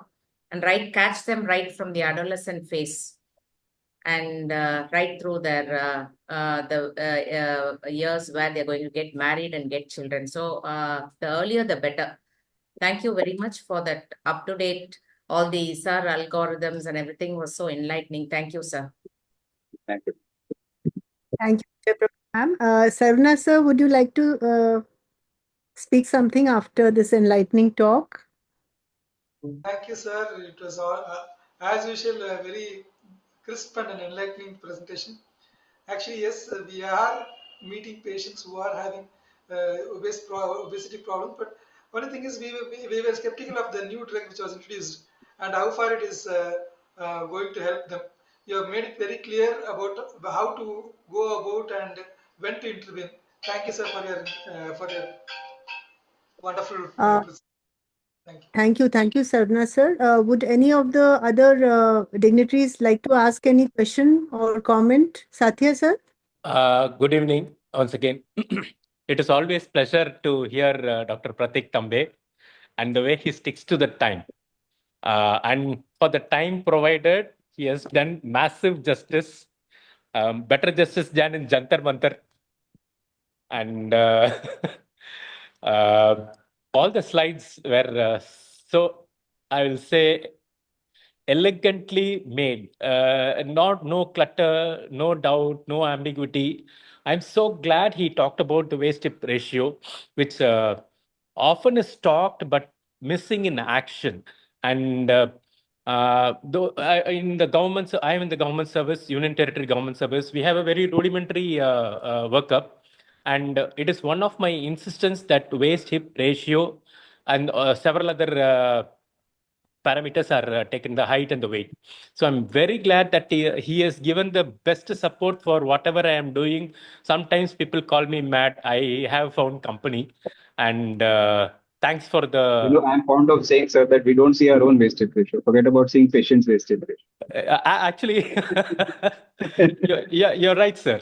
And I had met him in Trichy conclave for the first time, and I had declared that I'm a fan of Dr. Pratik Tambe, and we had taken a good. There also his talk which was good, and this was again total different insight, and again from a very very very holistic view on how to go about it. Very practical approach. Almost halfway through, I am there, but I think the last step is still pending in my list of action. I will emulate you, sir. Thank you. Thank you. So Dr. Monica, thank you very much for inviting me. Wishing you all the very best for your elections. And I'm sure you will continue to do excellent work as you've been doing for the past couple of decades. It's always lovely to have a good academician and a leader who takes everyone with them at various different positions in organizations. So I wish you all the very best. Thank you, Dr. Excellent, Pratik. excellent talk, Dr. Pratik. Thank you, As ma'am. usual, lot of Coming from you, evidence-based that's a big help. messages. Evidence-based messages are there. And in our midlife healthcare, in our menopause society, we focus mainly on the waist circumference and waist hip ratio. And we talk more about it. And as the first commenter she was telling, it is not only the eating, spending the energy in the form of exercise. That also to be stressed. That you clearly told. Very nice, sir. Thank you. Dr. Pratik, just one quick question before we end your session. What about fatty liver? Fatty liver is such a common diagnosis nowadays in every ultrasound report done by radiology. There's a comment on fatty liver. In fact, I underwent a scan 6 months back, and I was diagnosed, a mildly you're starting with a fatty liver. So tell me, is fatty liver an indication for using medical management or the semaglutides, or can we just, stick to lifestyle and wait for the fatty liver to revert? Because it's a scary thing. So fatty liver is the first stage of what we call MASLD. In the old days, we used to call it non-alcoholic steatosis of liver. That was the old terminology. Now we call it MASLD. And this is something which is on the rise. In fact, if you take a normal walking, talking human being who is eating a normal diet, even today, was absolutely no clinical issue, has not come for treatment. The incidence of fatty liver has increased to almost 20% in the general population. Therefore, when it is occurring in our obese women or in our PCOS or PMOS women, definitely intervention is indicated.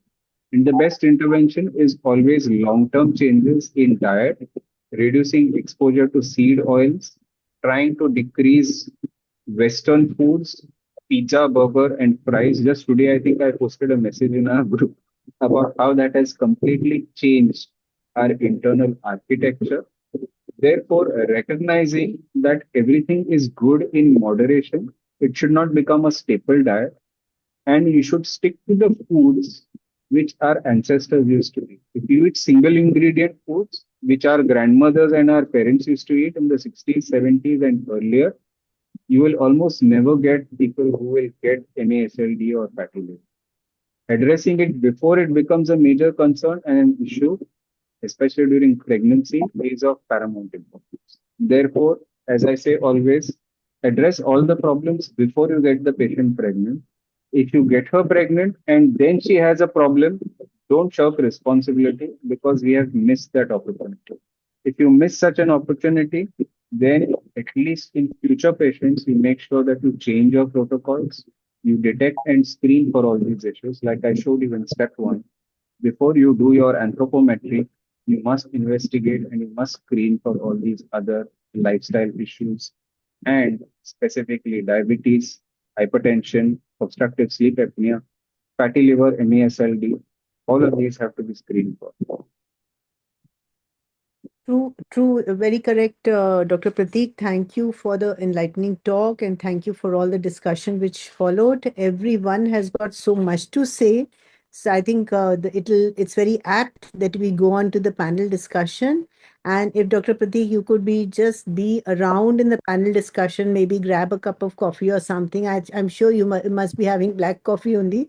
So then, Yeah, I have my black coffee. I also have my patients, unfortunately. So I will try to be around, but may be difficult. thank you Please so do much. in case I can't be. Yeah, thank you so much. It's all like All the falling. best. Thank you, Dr. Prateek. Thank you so much. And it's all like India is basically now combating that epidemic of sugars and oils and the fast foods. I mean, you walk into any street, you have those lines of eateries. Anything you go to a bakery, you have, lines of sugar-loaded food. You take a bite of the pastry and immediately you feel guilty that it has more sugar than what you consume in the whole day. So basically, like it's now everything is self-control. And the more a person is in control of oneself, the more you can combat this scourge of obesity. So, Purva, I have our dignitaries joined, Charmila ma'am or Kalpana ma'am? No, not yet, no. So let us move to session 2, that is the panel discussion. And Dr. Purva and Dr. Ankita will start that. Welcome, Priya. So moving to our interesting panel discussion, that is obesity across a women's lifespan, unique challenges, tailored solutions. To moderate the session, we have Dr. Priya Kannappa Madam. Madam is presently coordinator of South Zone Foxy Quiz Committee. And we have with us as expert Dr. Chitra T. Madam. Madam is presently secretary of Pondicherry OBGY Society. We welcome you, ma'am. We have with us galaxy of panelists, Dr. Anusmitha Madam. Madam is presently secretary of Adur OBGY Society. Dr. Sindhya A.K. Madam. Madam is secretary of Angamali Obsgyne Society. We have with us Dr. Fessy Lewis, sir. Sir is past VP Foxy 2021. Dr. Madhumita Arun Karthik, ma'am. She is a national coordinator for Foxy Midlife Management Committee. We have with us Dr. Pushpalata Kumari, Madam. Madam is presently associate professor in CMC Vellore. Welcome you, ma'am. Next, we have Dr. Sarvana Kumar N. Sir. Sir is president of Salem Obsgyne Society. We have with us Dr. Sujatha Madam. Madam is presently secretary of Krishnagiri OBGY Society. Next, we have Dr. Tamanna Shenoy. Madam is secretary of Malanat Society. We have with us Dr. Vichitra Madam. Madam is presently secretary of Karur OBGY Society. We welcome you all for the panel discussion. We hand over the session to Dr. Priya Madam. Thank you. So that was such a kind of wonderful introduction. Thank you. And at the onset, I would like to thank our Monica Madam for giving this wonderful opportunity. It has always been a pleasure to work with her. And because actually I would request my to open up their cameras because, it's been a webinar. It will be kind if you all can open up the camera so that I will know who is there so that I can point the questions to each of you. So you just feel free to just start answering because, I have not put anybody's name in that. So I have kept it to very simple obesity in a pace of women's life. So starting from menarche to menopause, so more related to obesity alone. So first case, 15-year-old girl, she has a history of weight gain since the age of 11 years. Now her BMI is 33. She has irregular cycles. She gets cycles once in 2 to 4 months. Flow is 5 days and 5 pads she changes per day. There is acne, mild acanthosis nigricans is there. Her blood pressure is normal. And in her she has a sedentary lifestyle. She likes to have more of sugary things, sweetened things, and like more of a sweet born child. And mother says, doctor, should we start off with metformin because I think she's gone through the ChatGPT and it has said that metformin will help her in PCOS. Also prevent the development of PCOS. So the mother asking you that. So what be the answer for this child? Any of the panelists? Should start metformin, anyone? We have Sujata ma'am. Can you hear me? Meena ma'am, if you want, you can join. We have Yes. No. Yes, Arvind. ma'am. Dr. Sujata here. Yeah. Yes, ma'am. Yes, ma'am. And I think the age was mentioned around 15. 15, yes. Yeah, it's too early to start on metformin. I think first of all, we will, as Madam has rightly pointed, starting with the lifestyle, everything is not in place. So first we will have a proper counseling for both the mother and a child. I don't think the baby will understand. A 15-year-old girl, she has to, but I will start with the mother. We give the mother counseling about the diet advice. As you said, the sugary part, the insulin resistance, which is neglected, should be taken care of. So first we would go with that. First with the food, then about her exercises. Yes. And then maybe lastly, Okay, we would, if it doesn't work, we would think of starting on metformin. Okay. But I So think why that do would you be the think last. these children are gaining weight during menarche? Usually we see these children around 10, 11 years. They are little okay, maybe little plump, and suddenly they become like morbidly bigger size. So why do you think these size changes happen during menarche, a normal physiology? Any of my panelists, you want to take this?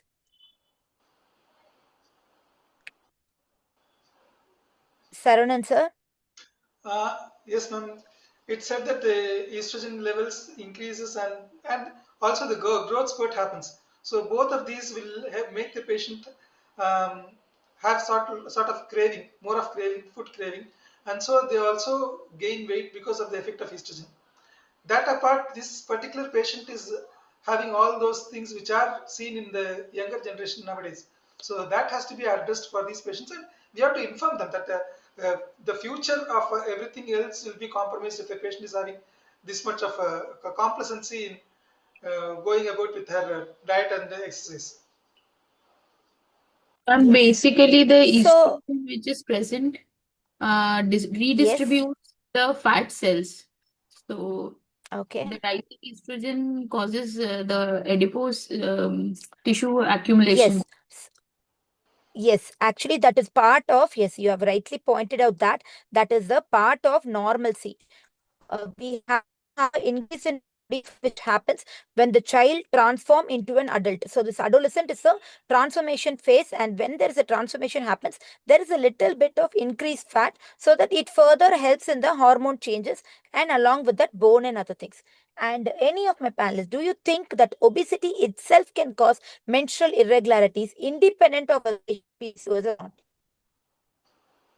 Yes. Obesity per se, can that alone cause it? Yeah, it's this all we know Yes, that obesity. Yeah, I'm Dr. Pushpalata here. So we know that Yes, ma'am. obesity, that a lot of fat cell, that itself is a chronic inflammatory activator. So when the patient is obese, in the background, the chronic inflammation is going on, and that will increase the insulin resistance, and all this metabolic dysregulation will happen. So definitely they are going to develop the menstrual irregularity. They'll have the more anti-estrogenic, or what you call the pro-androgenic effect on the menstrual cycle. Actually, there is a Yes, saying ma'am. in Should Sri all Raj- these adolescents should be named as PCOS?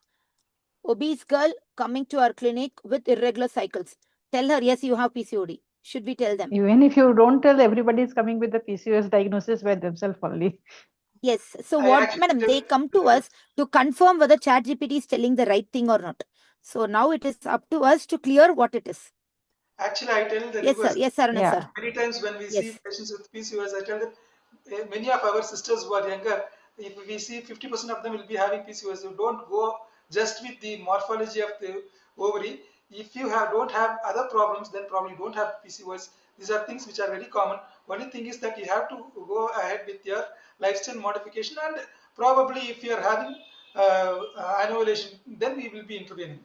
Otherwise, just for the PCOS morphology, we will not be able to give them a Yes, now that in the recent guidelines, the PCO morphology is taken off the adolescent diagnostic criteria. So if they have hyperandrogenism and the high ON ovulation, we may tell that. And sometimes we also have something called a pseudo PCOS effect because of the multiple, too much of follicles they already have. They may even appear like that. And adolescent is a gray zone. So usually we don't go and immediately jump and give a diagnosis. I agree with that. So next question. So should this patient be aggressively investigated for insulin resistance? Should we do any test for her? 15-year child, 33 BMI, has acne, hyperandrogenesis features, acanthosis is already there. Should we investigate, not to investigate?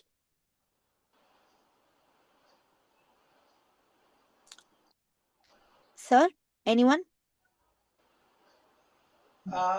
Probably it is when she has all these features, acanthosis, obesity, we have to investigate and probably intervene earlier so that we are going to help her develop into other complications of insulin resistance. And especially probably if she's going for, the thing is it will continue with her adulthood and as well as during pregnancy. So that we have to stop at the earliest. Yes. So we have to do, and now we are recommending GTT and lipid profile rather than to go and do a fasting insulin level. Yes, sir, you beautifully told that. What should be the diet advice for children? See, we cannot say don't eat sweets, don't eat sugars, don't eat anything white. Those are not possible to advise for children. So what will be the diet advice we give for these children? So is home cooked. So whenever they get it from outside, we see that they use lot of the fat which is not right, and also those things which are which will increase the obesity. So any home cooked food is better for them, and that is probably there may be some treat which they can have once in a while, not as a regular thing. Like as soon as they come from school, bhaji bonda that sort of thing. Yes. So no fried and ultra processed food. Yes. Got it, sir. Madam, you wanted to add, Pushpalata madam. Yeah, so that same like Dr. Sarunan is telling, we have to stick to the home cooked food. So whatever we'll cook at home, that will be far better than that processed food which they used to buy from there. So the food should have the whole grain, the green vegetables, combination of fruits, and all this thing automatically it will come in the Indian diet. Yeah, they should have some cheat day because children, they will not be very strict for all this thing, but try to fix on the home cooked food. Okay. Anyone wants to add anything, or we'll go with the next question? Any of my panelists? Yeah, Priya, I want to add a problem. Yes, ma'am. Yes. Problem which I faced, a practical problem I faced with my children.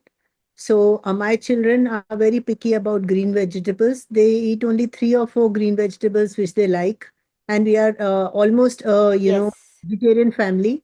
So my son told me that Mom, where were you when we were 5-year-old?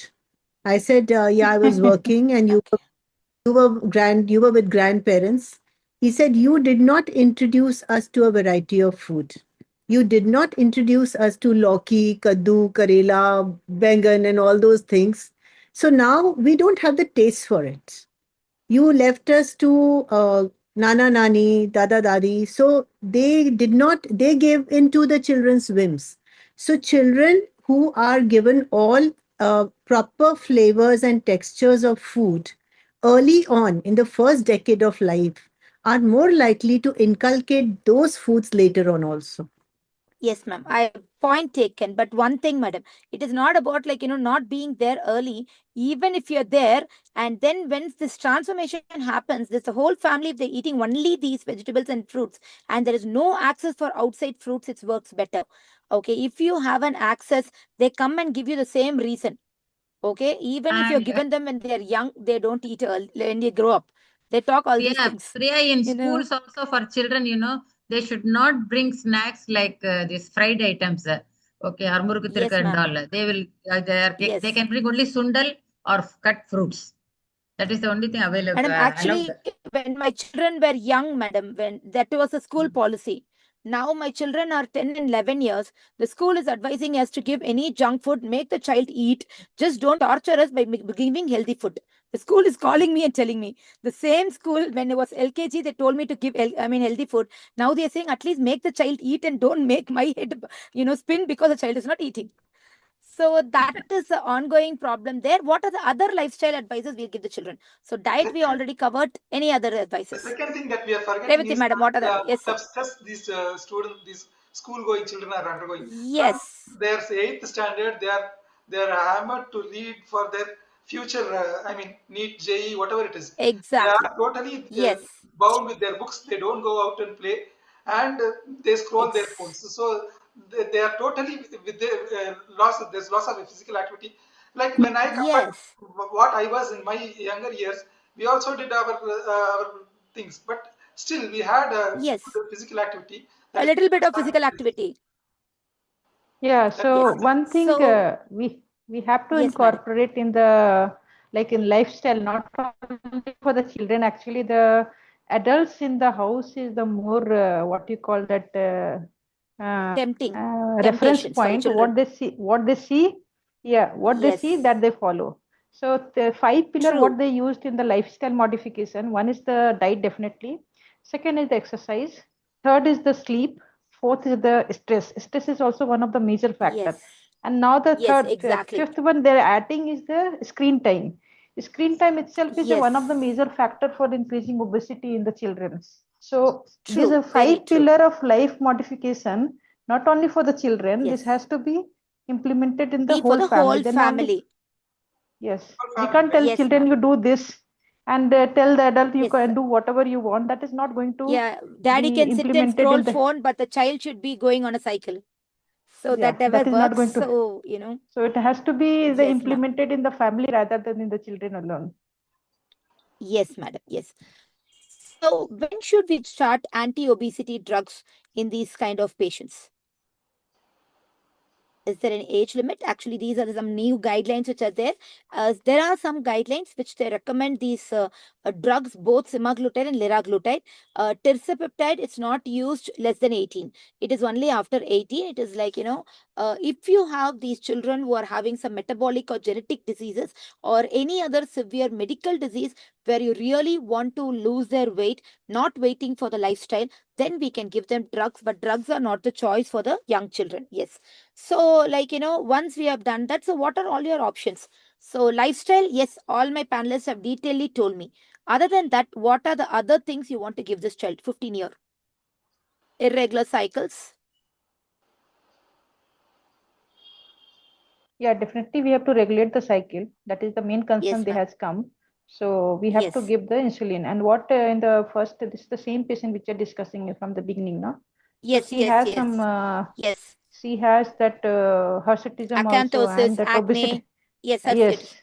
Yes. So we have to give the OCP which have more anti-atherogenic profile. So we have to stick to that that type of OCP. And yeah. So other than that, with forming what we used to give before, now the new drug has come as a GLP-1 antagonist. I think bariatric surgery should come and the last when all the all measure have has failed. not working and all have So once yes. our sir has joined, we will ask sir about how young he's operated on bariatric surgery. So we will keep that question for our bariatric surgeon. So I'm sorry, I should have pressed that. Yep. So now that diagnosis of PCOS in adolescents should be with caution. Lifestyle is cornerstone. Avoid overdiagnosis and always screen for metabolic syndrome early. So now going to the case 2, a patient 29-year-old software engineer. She has a BMI of 38. Her waist circumference is 108 centimeters. She has regular ovulation. She's planning for pregnancy for the past 8 months. Sedentary lifestyle. She eats daily either biryani or takeaways. And she asks, can I start fertility treatment immediately? Her AMH is normal. Partner semen analysis is normal. So what will be the question for her? Can we start the fertility treatment? You want to give her some medications? My panel? So can I take this question, Priya? Yeah. Yes, Monica ma'am. What I wanted to stress about one point before we move to the second case, in adolescent, never be in a haste to advise AMH or ultrasound. for diagnosis of PCO. Point. If you've got Yes. clinic, never ultrasound and AMH is not to be advised to adolescents just to diagnose PCO. It is only Yes, when ma'am. you've Point got. taken. And this case, of course, this patient has come. She's a software engineer. She might have a loads of clinics around her high-tech office where she can go and just walk in, get fertility treatment. And every practitioner might not be as fastidious as you to wait for that 5 to 10% rule of weight reduction. But having said that, if this patient is receptive to you and is in your confidence, you can start fertility treatment after motivating her to lose at least 5% or maybe 5 to 8% of her body weight.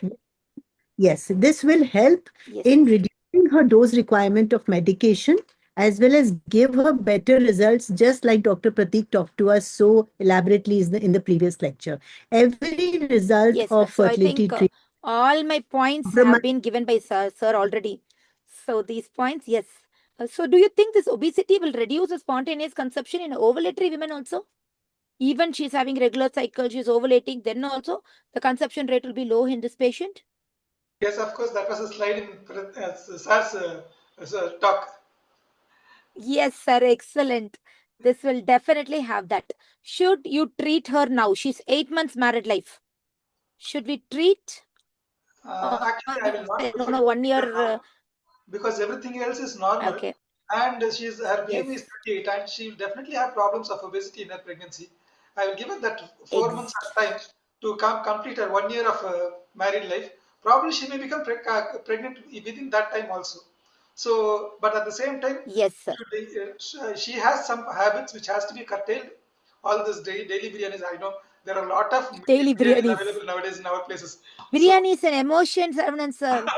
Biryani is not a food, it's an emotion. That's what people, biryani lovers say, okay? Every time I open Insta, biryani is an emotion.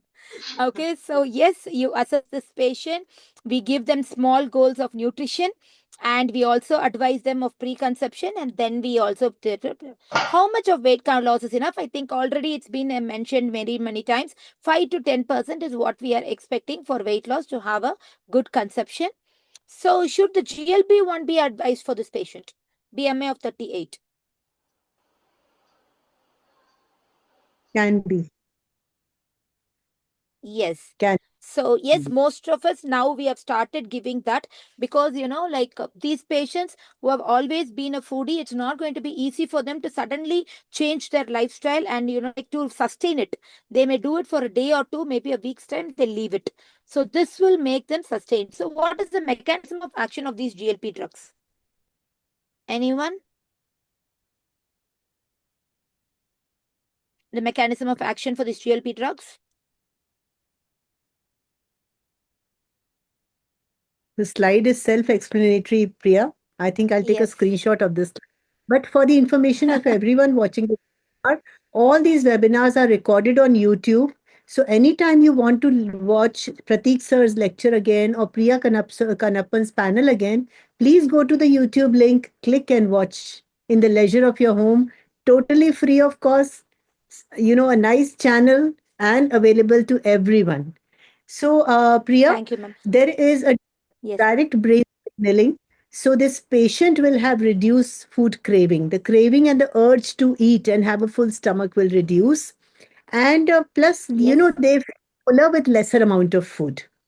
At the same time, whatever food they intake, and these people are encouraged to have more of protein diet, as far as I know, or people I've talked to, my friends. Yes. And they also slow down the digestion. So there is a brake mechanism in the intestine. The food doesn't get digested fast. The glucose released from the food is lesser. So, there is a prolonged sense of fullness after the meal. And this leads to a total overall reduction in the energy intake. And of course, because the patient loses weight, looks better, feels lighter, she or he then develops a long-term habit. They have to the obese person has to fall in love with himself or herself again. Once they start loving themselves, their image, they fit into better clothes. They can wear that skirt, they can wear that blouse. That gives a positive affirmation. Yes. Yes. And also, it also reduces the craving for these high fat, high sugar food. So that is the main thing for this. And I think sir has also told these are the 3 drugs which is available: liraglutide, semaglutide, and tirzepatide.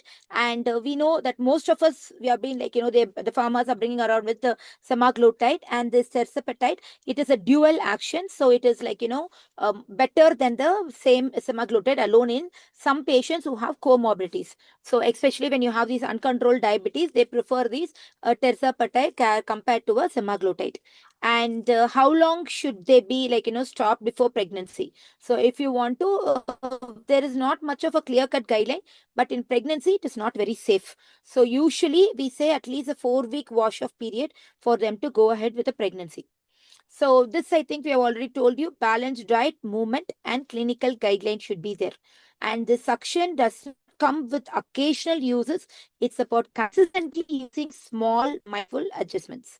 So now, this patient, we already have told you, we will not go for IVF, no weight reduction programs. We will wait for lifestyle changes for these 4 months till that time, and then you start off with fertility treatment. So this is, I think we have already told that. Now I'll go with my next case, a 34-year-old woman, BMI of 41, previously poor IVF response. She has undergone 2 IVFs. In one cycle, there was not much of an egg at all. In another cycle, there was egg, but it has failed. And she has 1 straw. She has 1 straw left with that previous cycle. She doesn't have any other comorbidities. And now she is a foodie. She tries fasting for many days. Fasting and feasting has been her schedule for most of the time. And now she's come asking for an embryo transfer. So anyone wants to take up BMI 41, previous IVF failure.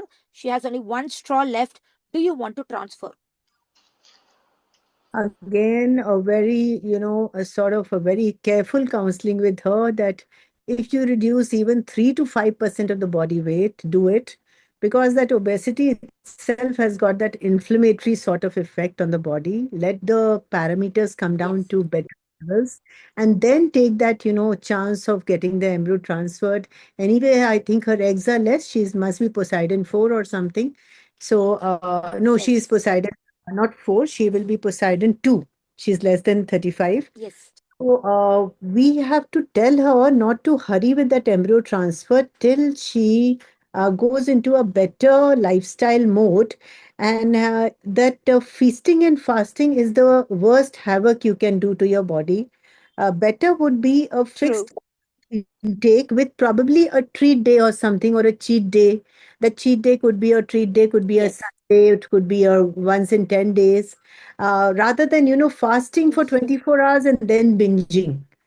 That doesn't work. Yes. But I positive people who have the willpower, Priya, intermittent fasting played wonders. I tried intermittent fasting for around 6 months. I lost 4 kilos, but I came back because I could not work. Could not concentrate, so I came back to the regular meals. But intermittent I fasting got for those, gastritis, madam, could never go. yes. So, Priya, those people who do not get gastritis or headaches or are not working that hard can try intermittent fasting of that, 12-12.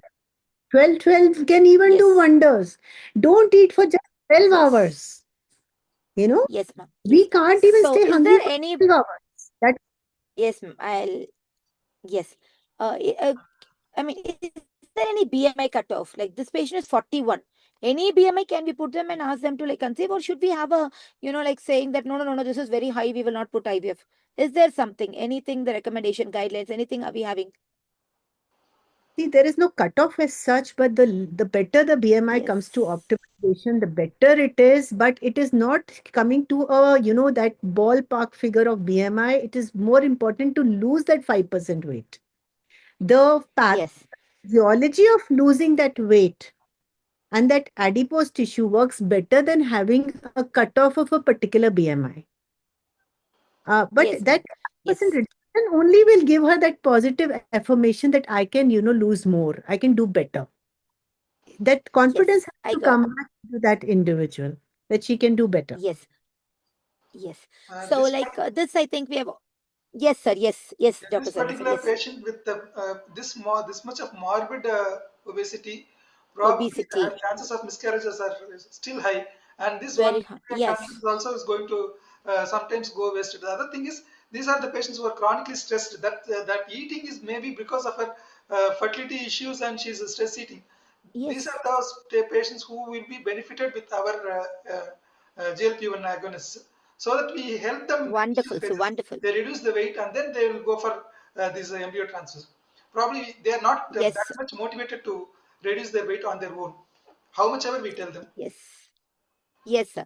So, like as my panelists have already told you, we have to counsel. So, detailed counseling will involve that the success rate are less, miscarriage is high.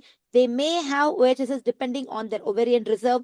And the need for more drugs. Actually, Pratik sir has already mentioned that they have an anesthetic risk which we cannot neglect, like we cannot ignore. It is a patient when they go into your pickup, you put an anesthesia, she has to come out alive. We cannot have a say that see my pickup was successful, but the anesthetist had a problem. So that is also there, and their embryo quality, receptivity. There's a chronic inflammation, so everything has to be counseled for these patients before we go ahead. Ethically, though, as madam has clearly told us, we don't have a clear cutoff, but we are going into having a high-risk pregnancy by going ahead with IVF. So that should be kept in mind for these morbid obese patients who may have preeclampsia and diabetes.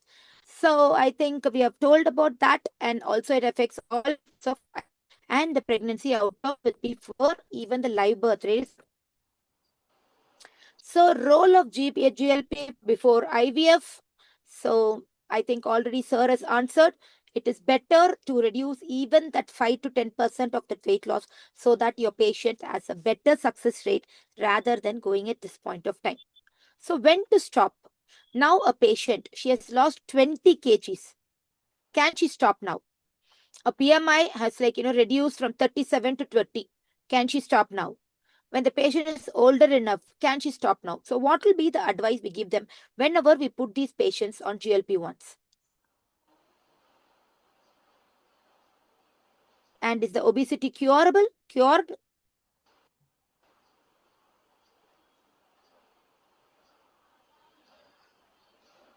Sir, you want to take? Monica ma'am, you're there? Any of my panelists? Pushpalata ma'am? If she has an underlying problem, then probably it is not going to be a cure. I mean, stopping these GLP-1 drugs. But only thing is, yes, she has enough, reduced her weight enough, and then that has to be supplemented. Once we stop this GLP-1, she is going to gain back her weight. So that has to be Yes. on her, that you will be gaining weight True. if you stop these drugs, and so you have to. This is our initiation for you to reduce the weight, and we have achieved a target which was not possible before these drugs, and so you have to continue with this target Yes. so that your further life is going to be better. That has to be given to the Yes, sir. Yes, so these GLP-1s, actually, the WHO has told that these are long-term medications for these patients and not for just simple, target-oriented. And as sir has already mentioned, the appetite will come back. She's going to eat again. The weight is going to come back eventually if you're going to do that. So she has to have a lifestyle intervention, maintenance therapy, and then you should decide on this GLP-1. So it is not about the weight or cosmetic reason. So what are the common effects? This is coming up like GLP-1, everybody's using. So what are all the common side effects, sir? Ma'am, Pushpalata ma'am, you want to take up? Yeah, so this most of the patient is basically the GI disturbance that they're telling. They're telling there is sometimes they'll have nausea. That fullness they feel Yes. is that main symptom what they're telling. And yeah, so some may have that liver side effect also. Yeah, very So rarely we can have pancreatitis biliary disease. But yes, as madam has said, yeah, but most of the patient has this vomiting, nausea and vomiting. And if they force and feed, they're going to vomit there. So that is one thing. And this is like, why is GLP the first line? It gives a very good metabolic profile and a weight reduction. And it's very good results have been proven in PCOS. But you have to balance against the adverse effect. And always we should suggest for contraception. So this patient, now we are put on semaglutide. She conceives spontaneously. So this patient has taken the weekly semaglutide. She has missed her periods. Now the UPT is positive. So what we should do for this patient? Yeah, definitely we have to Your stop the patient semaglutide. Yeah. Yes. So Now she's that definitely has should to I be abort her? stopped. Yes. Should she abort? See, we don't have that any data regarding the safety profile during pregnancy. So that is still is a gray in that what we called we don't have the answer for that. But till now, what we used to tell that at least 4 months prior to the pregnancy has to be stopped. So all that metabolite has to be washed out. Yeah. So I think that answer will come little in the future only. Yes. Future only But that what if is they the conceive, till now we don't have a guidelines to say you have to abort. We continue with the pregnancy, but ideally, as madam has clearly said, we have to give them contraceptive advice when they are on semaglutide for these fertility patients. So it has found that it has reduced the risk of diabetes, preeclampsia, cesareans, NICU admissions significantly. So therefore, use it. And now the patient, she is a 31-year-old, BMI of 39, and now at 10 weeks of pregnancy, a previous cesarean, previous baby was 4.2 kg, a family history of diabetes. Okay, but she did not have diabetes. So now the patient is coming to your clinic. She's asking, is the pregnancy high risk? Yeah, definitely she is high risk because she is first of all previous macrosomia.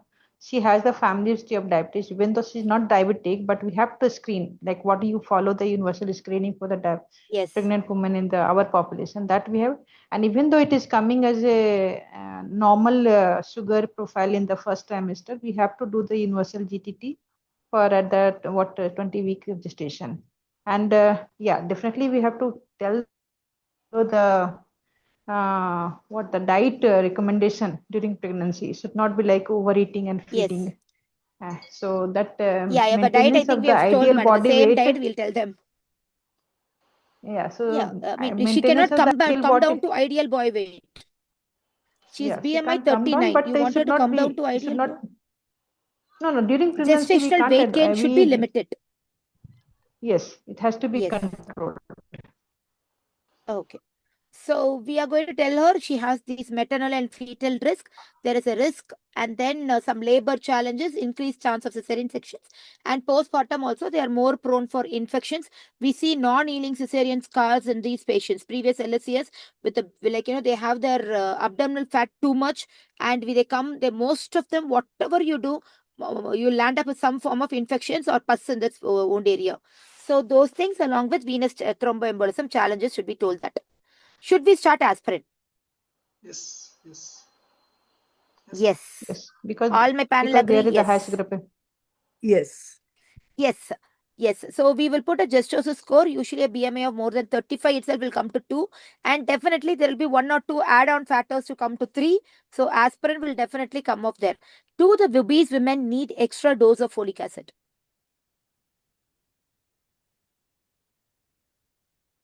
Extra No, I dose of think folic acid? No. No, it should be the same. Yeah, what because are we using don't for give that 400 We milligram. give So anyway, 0.5 we don't mg, give that is 400. Yes, we have only We are 5 mg, so already we give it of that. So in internationally, they give that 400 micrograms. So they say you have to add on to 1 milligram. We have a 0.5 mg folic acid for Yeah, so our we patients. anyway give the high dose. Yeah. Yes. So, and I think already madam has mentioned they have to have a early, even tipsy test is good enough. And serial growth scans. What is your opinion on serial growth scans for these women? Definitely, Obese very women? important. serial growth scans.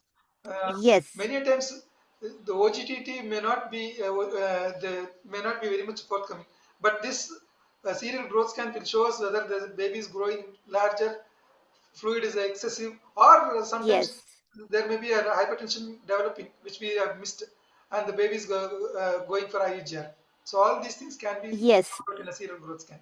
Picked up in the growth scan. Thank you, sir. Thank you. And also, clinically assessing the growth in obese women is not going to be easy. Do you want to put low molecular weight heparin for this patient routinely for everyone obese, 39 BMI? No. No.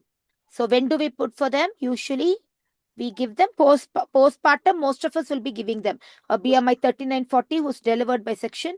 I think we will be giving them that. A target weight gain for this patient, a BMI 39. What should be the weight gain during pregnancy? 6 to 8 kgs. Yes.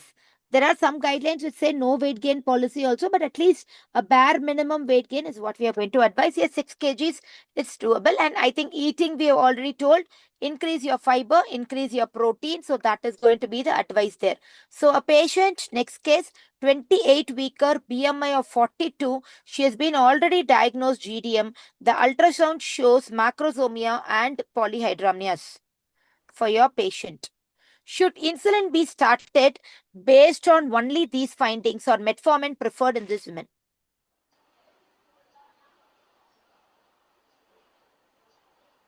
So obesity doesn't have any. Yes. Did she have diabetes also, gestational diabetes? GDM borderline. GDM, okay. Sugars are 130, 135. Yeah. So you want to start on metformin, or do you want to start on insulin? I think we should start, if sugars are in the higher side, we should start insulin rather than metformin. That will have Yes, better ma'am, I control. agree with it. Yes, because she is already having a polyhydramnios, macrosomia, along with the sugars are high. So usually we prefer to go with the insulin. So what will be the timing of delivery for this patient? So timing of delivery, will it depend on the obesity or will it depend upon the sugar control? See, the other thing which we address with this obese patient is that they'll have the baby, the neonate will have the metabolic complications. So we want to avoid all this premature syndrome with the baby. So at least they should reach the maturity. So 38 to 39 is the ideal if everything is going okay Prefer to induce for the her at obese 37 woman. weeks if she's on insulin, because higher insulin, probably there's an increased chance of IUD in the last trimester. So I just wait till 37 weeks and then I will induce her. I agree with it. So this patient, her decision to delivery will be more in focus with the sugar control for the baby and the macrosomia and other complications. And it is not related to obesity. So here the obesity does not decide for induction, but the diabetic control and the baby's profile decides on the control. Yes. And as already mentioned, we can give them a vaginal delivery provided the macrosomia is not that much too big for us to avoid that. And other than that, and there is an increased chance of cesarean, we'll tell them. So postpartum, for any obese women who have delivered, what are all the general things which we do? Thromboprophylaxis for how many days, and any other advices? So first we have to tell them to have early ambulation after delivery. They should not be very long bedridden. And yeah, we have to maintain the hydration, because these patients are more likely to develop that all the dehydration problem. Thromboprophylaxis already we have discussed that it should be given in the postpartum period. Yeah. For 10 days. How many days usually you give, madam? How many days, or post cesarean? This patient, how many days you will give? 10 days, not less than that. Otherwise, the government is behind me. Perfect, sir. Perfect. These are the information which you want to give it in the panel, because the government brings back, if a patient lands up with a pulmonary embolism later on where you have missed a thromboprophylaxis, your meeting with the NHM director will screw you for not giving for 10 days. So remember that. So that will be the take home. At least give a thromboprophylaxis for 10 days. If they have additional risk factors, then you may even consider 6 weeks, but definitely not less than 10 days. So other than that, I think a weight loss program. What is your opinion on GLP drugs during breastfeeding? Again, the same thing. We don't have data about the safety of the breast milk in this one. Yes. Because we don't have so safety data, we don't recommend. Yes, ma'am. The West Yes, has been again, weight loss advice. West has been giving this GLP-1 for more than 10 years. It's come very recently to us. So their data is fair enough to start them on GLP-1 for our patients. Okay. Sure, sir, definitely. And this one, a patient 35-year-old, BMI is 46. She's type 2 DM. She has obstructive sleep apnea. She is an infertile patient at 35 years. She is planning for pregnancy. So now, should she undergo bariatric surgery? BMI of 46. Or do you want to take her up for IVF? Monica Singh, ma'am. IVF. BMI 46. She BMI of just has come 46. IVF. Fertility. Yes. You want to take her up for fertility? You want to send her to bariatric surgery? I think bariatric surgery first. Excellent, madam. That is what I want. So we should at least get an optimum amount before planning for pregnancy. Yes. And I think nutritional deficiencies, I think stock cover those things. Until that time, definitely we don't want her to conceive. And to how many months do you don't want her to conceive after a bariatric surgery? 2 years is what they say at CUG. Yes. Yes, sir. Yes, I agree with it. Because to optimize all the nutritional deficiency and for the patient to sit with their, a balance there, you at least have to give them 2 years. And you should also remember about dumping syndrome. Anytime she has a carbohydrate load, this patient will have bloating and abdominal discomfort. So again, 48-year-old. Now we have gone with the, fertility. We don't want fertility anymore. 48-year-old. She is having a BMI of 37. She's come with hot flushes. Okay, she already has pre-diabetic, obstructive sleep apnea, fatty liver. She is wanting MHTs. Can you give medical hormone therapy or no? Yeah, so this patient already having a lot of risk factor. She is pre-diabetic, yes. she is obese, fatty. Definitely that first choice will be the SSRI or non-SSRI vasomotor symptom. If she is not able to wonderful, then ma'am, only we have to then only we consider for the hormonal therapy. So first we have to yes. look for the lifestyle, SSRI and non-SSRI drugs, and then only we'll go for the next one. Completely Hot flushes can be very disturbing for a patient, especially with a higher BMI. So transdermal estrogen patches are not going to increase the risk of DVT. So it has been suggested to start them with the transdermal estrogen. That is going to give a very good relief of hot flushes. I think that is the only thing that is going to help there. All the other things are not going to be helped by her MHT. But still, when we talk about lifestyle modifications, we just have to give them some initiative to stop all these things for at least 3 to 6 months, so that she will be able to overcome that sudden menopausal symptoms. Yes, sir, I got that.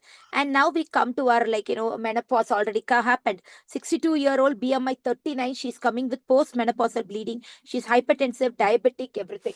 So what is the cancer risk of this patient? What all the cancers and what will be the advice? Post-menopausal bleeding. Post-bleeding, BMI 39, diabetic, hypertensive. I am thinking of endometrial cancer. Yes. Most commonly, the majority of the endometrial cancer which we operate are patients with this sort of a profile, with obesity, hypertension, and diabetes. With an, but they have a very good histopathological. I mean, not very aggressive cancers. These are the patients who have the milder. A good prognosis. Good prognosis.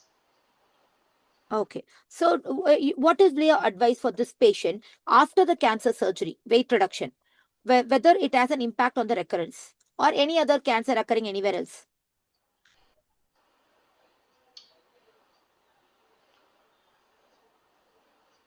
Usually, we anyway sell because she's diabetic, hypertensive, obesity. Anyway, lifestyle we are going to tell them, and actually even breast cancer.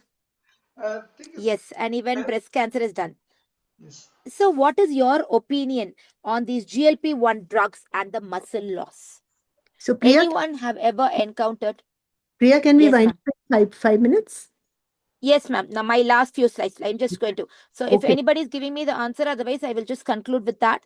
GLP drugs can cause sarcopenia if you have not given the correct advice. So, you and especially when the patient has already the risk factors. So patient more than 50 years, they already have a lean muscle mass and they are already repeatedly dieting, not taking protein and not exercising. So if these two things have not been advised, so then the patient has a muscle loss and then they come back to you with all these pains. So now we have a patient, I think she has lost a lot of weight with the GLP drugs, but now she's having a poor hand grip, difficulty in climbing stairs, and the DEXA showing a lean mass loss.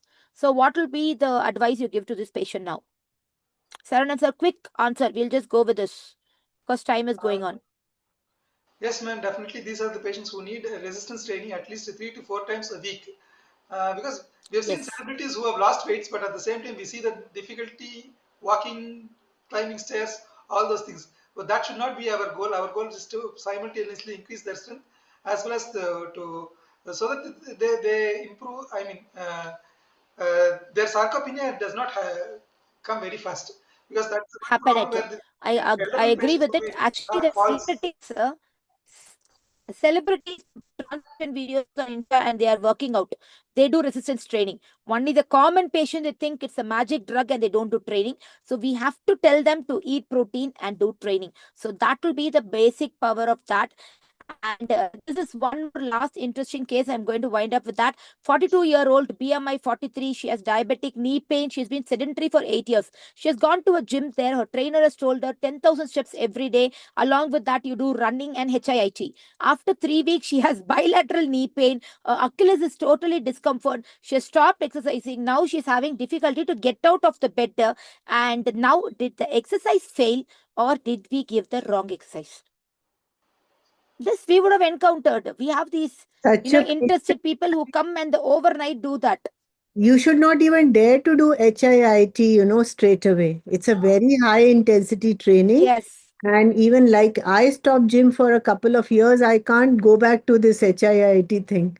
I stick to my steps and never I complete 10,000 unless I'm traveling. I just do around 5,000, 6,000, and half the time I'm sitting on the webinars. So you have to basically now work out. But the older you get, the softer and more subtle the exercises should become. You should control your and count your calories and just control your, diet control is of prime importance. Exercise should be subtle and what suits your body. Having said that, yoga is very good. The type of stretching, body weight utilization, floor exercises, and muscle stretching, which yoga gives, is really phenomenal. The West is adopting yoga in a big way. My trainers are so you have to start slow. My trainers are 20 years younger than me, so I can dodge them whenever they tell HIIT. Today's HIIT. No, yesterday I had a case. I did not sleep well. You give me floor exercises. True. Sir, you are basically, So basically, whenever we talk about HIIT, you just make sure your trainer knows how much to push you. Sometimes they push you beyond your limits and then we land up with injuries. So that will be there. So I think we will not be covering all these things. They have high risk for cardiovascular disease. GLP is coming up in a big way. You should know you have to give them a high protein diet and an exercise pattern for them. Always consider bariatric surgery when the BMI is more than 40 and the other things you have to there. And always these patients are emotionally unstable. We cannot go and tell them, come on, you're a fat girl, you're like that. Obesity is a chronic disease. We understand them. We tell them that they're not alone and she's going to be with the team and we are going to be her for the willpower. And it's not a simple lifestyle disease. So respectful, non-stigmatized language and engaged women in the decision making. Thank you, madam, for the wonderful opportunity.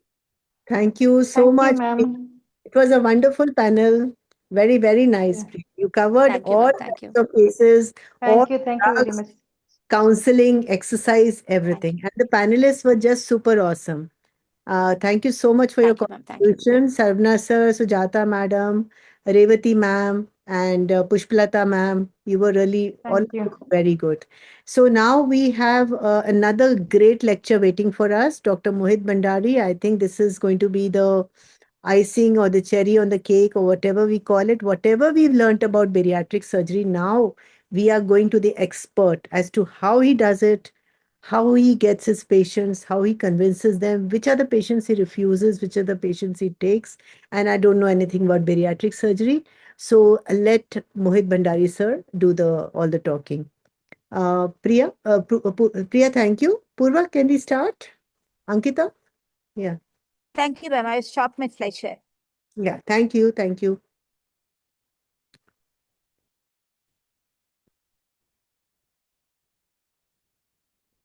Purva, please start the session.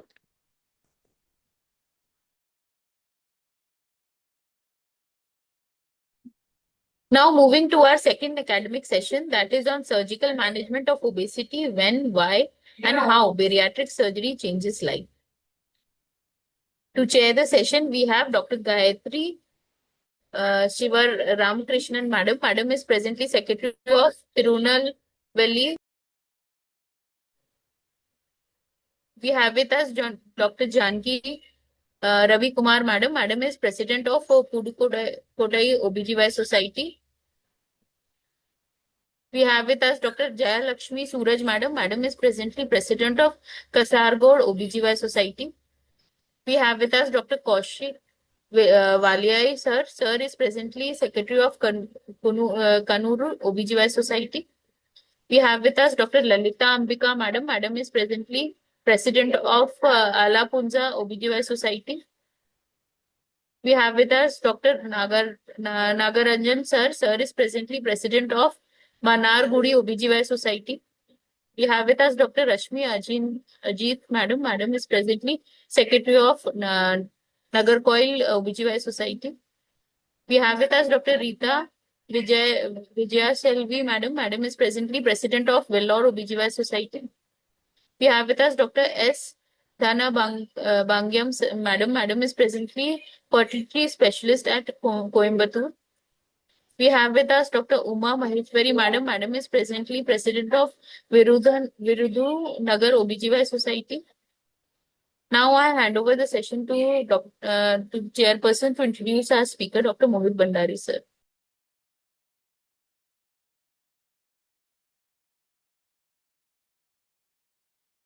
He was telling you'll be busy. Monica ma'am, sorry to interrupt you. Dr. Jayarani ma'am is there. You want to say hi? Yes, yes. Good evening, madam. Hi, Hi, hi, good good evening. evening, Monica. Sorry, as I was little busy running around. Oh, madam, I'm you're very looking. sorry for a delayed entry. I'm so happy to be here, a part of your synergy. And I'm really happy to see all our Tamil Nadu speakers and everybody here. And thank you for making me a part of it. And I'm really happy and honored to be here. And I wish you all the best for your endeavor, all your endeavors in your Foxy life. And I wish you make a best chairperson for the infertility committee. Wish you all the best. Thank you so much. Thank you so much, madam. Bless you. Thank you so much. Thank you so much. Out of your busy schedule, you could come into the program, Jayarani ma'am, and wish you all the very best for Tapisar starting tomorrow. Wish you a very great conference. So, Dr. Vishal, please can you play the talk? And then Dr. Mohit is going to join also. Dr. Purva Madam is playing, ma'am. I'm sharing. Yes, please.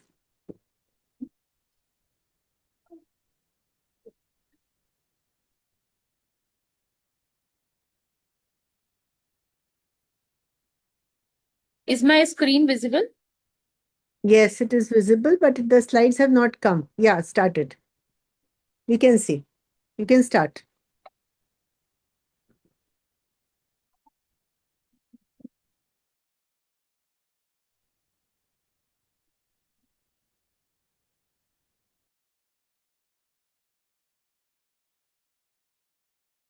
Just a minute, ma'am. Any problem? Ma'am, I need to share the audio as well. Just a minute.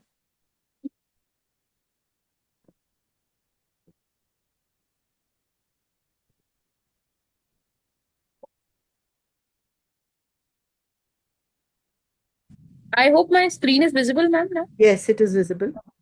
how bariatric and metabolic surgery changes lives. So good evening, everybody. This is Dr. Mohit Bhandari here from Indore in India. And I'm talking about surgical management of obesity, when, why, and how bariatric and metabolic surgery changes lives. So at the outset, I would like to thank the organizing team, and especially Dr. Monica, because she is working very hard for these webinars to be going on very well, and she has been following up with me. She is helping to organize this, and I'm so thankful to her to have invited me for this particular presentation here. These are my disclosures, but I think there is no influence of my lecture on these disclosures. Next. So as you can see that we have done close to 45,000 bariatric procedures, and this is by far one of the largest volumes in Asia Pacific region of bariatric and metabolic surgery. And you can see that these procedures have been done at our center from January 2010 to June 2026. We started this new hospital in June 2010. This is, I bring greetings from the members I've worked with. This is Professor Manuel Galvao Neto. He is my mentor, my teacher, who now works with me as the head of Department of Bariatric Endoscopy and the clinical director. He is also helping us to run different clinics. We are also joined by Professor David Cummings. He is the head of obesity medicine at our center. Once the Ozempic and Mounjaro started, we decided to have Professor David Cummings with us, and so now we are one of the largest prescribers of Ozempic and Mounjaro. A small word about IRCAD India. So we have established IRCAD here in India. IRCAD is a minimal access surgery, robotic surgery training institute based out of Strasbourg.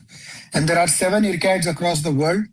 So we got the IRCAD here in India at Indore, and you should come and visit us.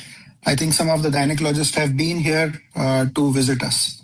Now about the burden of obesity. So we have to understand that it's a global pandemic now. Almost 10 to 15 years of reduced life expectancy with this global pandemic, and mostly the problem is with severe obesity, BMI more than 35. And you can see that 850 million adults worldwide suffer from it. I think the class 3 obesity, it will dramatically increase all-cause mortality, cardiovascular events, and metabolic disability.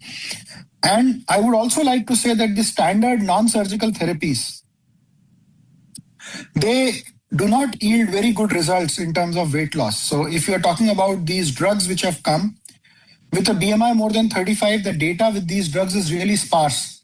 And no matter what anybody would say, they just have 2 to 3 years of data, whereas with bariatric surgery, at a class 3 obesity, we have 50 years of data. So I think there's no question about, and I'll be talking about all these things as this lecture would progress. Now, obesity being a chronic disease, I do not want to go into those details, but we all know that they cause adipose tissue dysfunction, hormonal dysregulation, multi-system complications where they could affect type 2 diabetes, non-alcoholic steatohepatitis, and obstructed sleep apnea, cardiovascular morbidity. And also, that the metabolic adaptations, they vigorously restrict diet-induced weight loss through increased hunger and decreased REE, which is the resting energy expenditure. Now, most of us, we want to start with the diet, and I think that's the real story here. Everybody wants to do diet, and over 90% of these individuals who have class 2 and class 3 obesity, who have done diet, they have not lost good amount of weight. In fact, it's of no use for them. At the same time, there is severe form of metabolic adaptation, and as a bariatric surgeon, I can tell you, I do close to 10 to 15 bariatric procedures every day. And I see obesity like day in and day out more than any endocrinologist or any gynecologist would have seen, but I see these patients that they adopt metabolically so fast to anything you do, even bariatric surgery. And so, no matter what kind of drug you give them, no matter what kind of diet you give them, the body has something called as metabolic reset, where they again come back to the same point after some years. They are more than any other thing anybody would have done. And we see that these patients, they have severe form of metabolic adaptation. And so no matter what drugs you give them, like the GLP-1 or GIP, these patients, they fail on non-surgical care because the data with drugs is very, very limited, just 2 years. And for the gynecologist on the group here, one will have to understand that these are all lifelong drugs. So if you are on Ozempic or Mounjaro, you will have to slowly escalate these drugs from a lower dose to a higher dose, and then you have to continue that highest amount of dose, which is the therapeutic dose, for lifelong. You cannot stop these drugs in between. They will have to be continued for a long period of time. In fact, lifelong, I would say these are permanent drugs. They cannot be stopped, just like an antihypertensive. And at the same time, surgery in class 3 and class 4 obesity will become imperative because these are the patients who will not respond to drugs, and even the highest dose of drugs would become refractory after a period of time. So in short, there is a failure rate with non-surgical care. Next slide.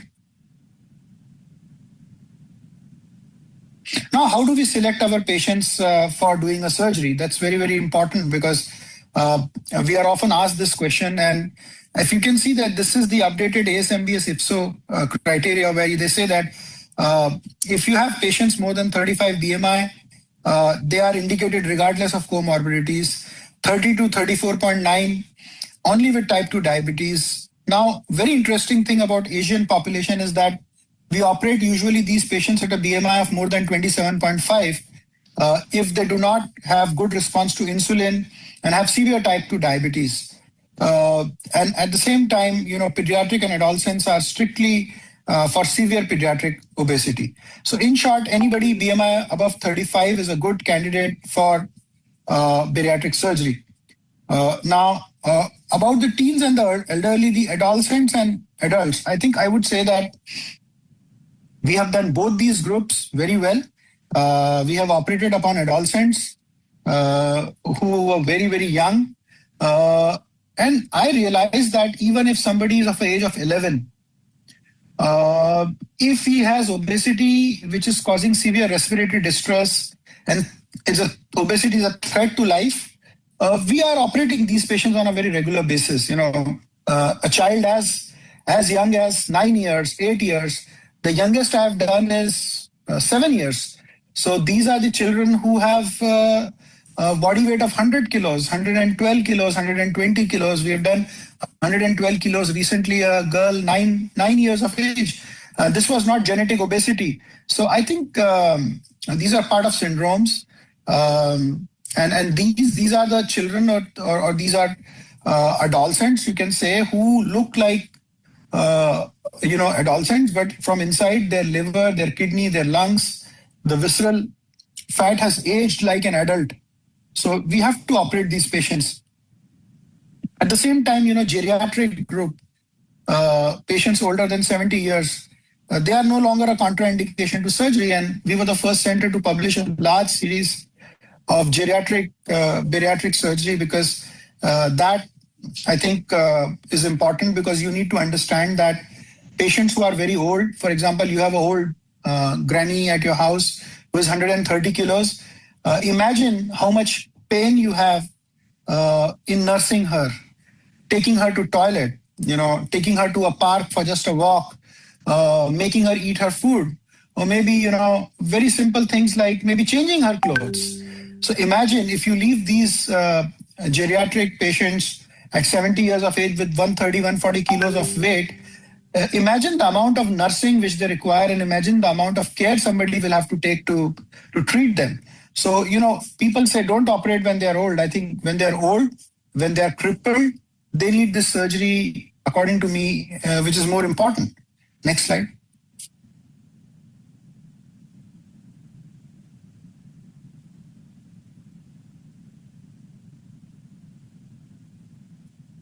So what is a multidisciplinary team in medicine? So I think bariatric surgery is very, very important because you require a multidisciplinary team where I am the surgeon alone. But at the same time, I would want my pulmonologist, our physicians, our endocrinologists, our dietitians, our physiotherapists, our psychologists to join us as a team.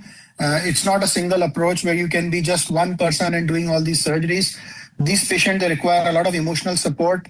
And I think it is very, very important for us to give them that kind of support. So it's a teamwork. Next slide. Now, what are the absolute surgical contraindications? So you can see the active substance abuse, unstable psychiatric illness, and end-stage medical disease. These are the only three contraindications. Now, let me explain you. If you have a unstable psychiatric illness, can you take me to the back slide, please? Don't change the slide till I say. Unstable psychiatric illness means schizophrenia or complete OCD, which has been on treatment for a long time but not responding. Active substance abuse, which can be anything which impairs post-op adherence, increases the ulcer rate, and elevate perioperative mortality. And then end-stage medical disease like cancer, maybe, or uncorrectable cardiopulmonary disease. These are not something where you should be doing these kind of surgical procedures to treat obesity. Next. Now, what is the science behind these surgeries? Next slide. So you see the gut-brain axis and hormonal reset. Now, I would want to tell you that we have the fundus part of the stomach, which secretes a hormone known as ghrelin, which produces a lot of hunger. And this hunger hormone is removed in bariatric surgery. At the same time, we have incretin and amplification, which means that all those hormones which favor insulin, they are increased in huge quantities after the bariatric surgery. And at the same time, the central hypothalamic shift happens where the altered vagal inputs and bile acid signaling will reset the central energy hemostasis. So these are the three very, very important mechanisms of bariatric surgery. It's not just restriction. I know as most of us talk about just restriction. Just take the back slide, please. Don't change the slide till I say. Take me to the back slide. Yeah. So, most of us think about the bile acids, bile salts, gut microbiota, and several other mechanisms of bariatric surgery. But it is not that just cutting a part of the stomach is bariatric surgery. It is more than that. So you have to understand that we do not know even the mechanisms how bariatric surgery work even till date. So we cannot simplify that just by cutting the part of the stomach, we eat less. And that's the reason how these surgical metabolic procedures would work. Next slide. Now you see this is our 10 years data. And you can see that most of our patients have maintained a good amount of weight loss. There's a steep fall in weight at 1 year, and then at 3, 5, 8, and 10 years, these patients have maintained their weight. So, in short, I would want to say that anybody who is trying to tout drugs or preach drugs or say that drugs are now the future and there is no surgery, they will have to come up with data like this. And I would present only my own work. Because if I have done 40,000 procedures, I should be presenting my own data, my own publications, and that's what I'm going to talk about. So even if we use drugs like Ozempic and Mounjaro, we maintain a lot of records as to how these patients are doing, what are the side effects, what is the rate of the drug adherence, what is the rate of the refusal to take the drugs, discontinuation rates, everything we document in a very good way. Next slide.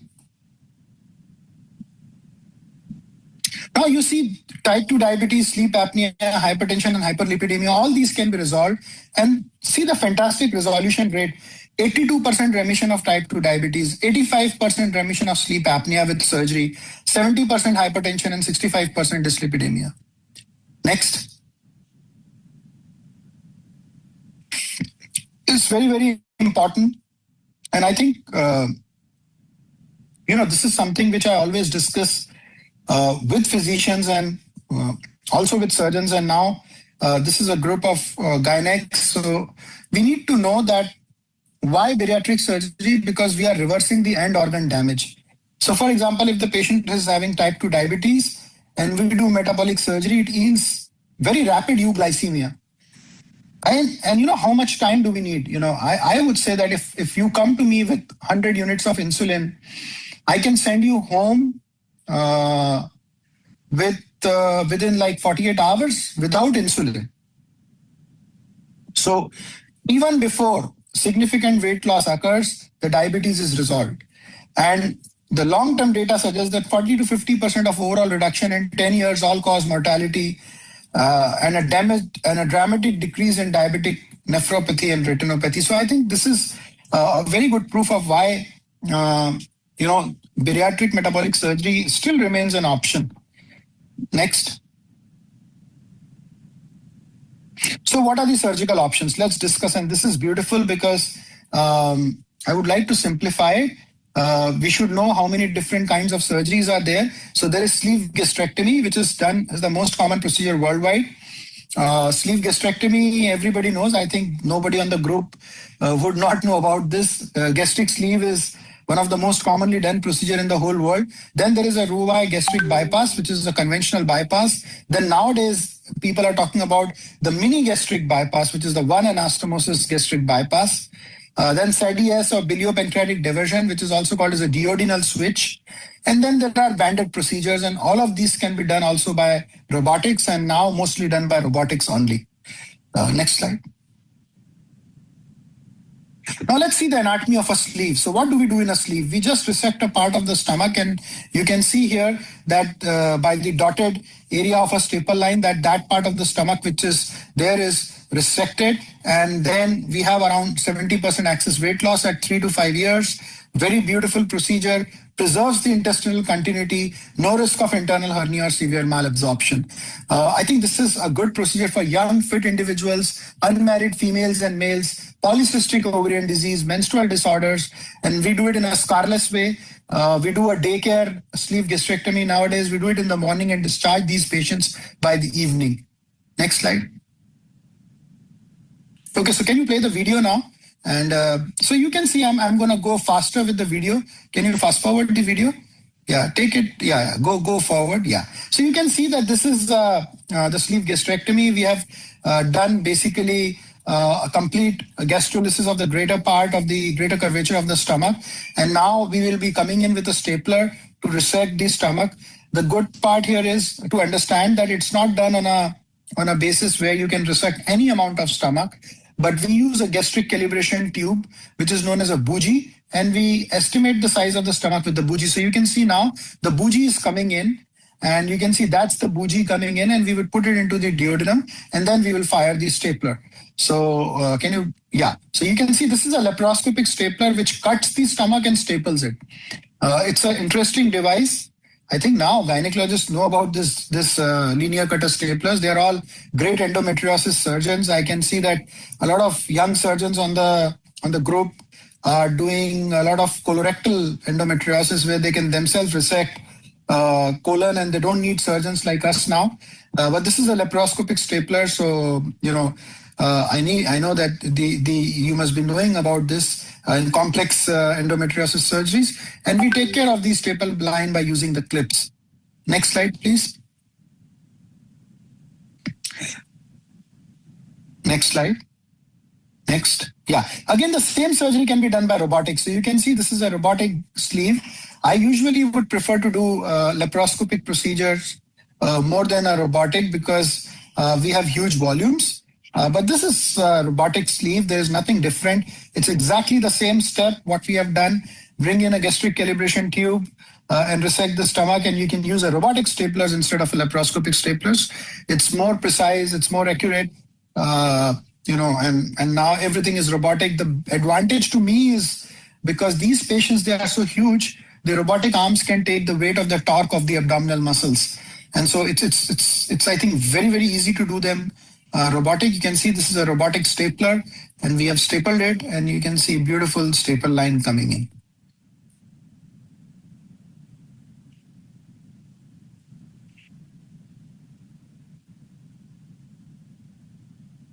So that's how a stomach look like, and then we do suturing with the robot to staple, cover the staple line, and at the end we see how beautiful it looks. Next slide, please.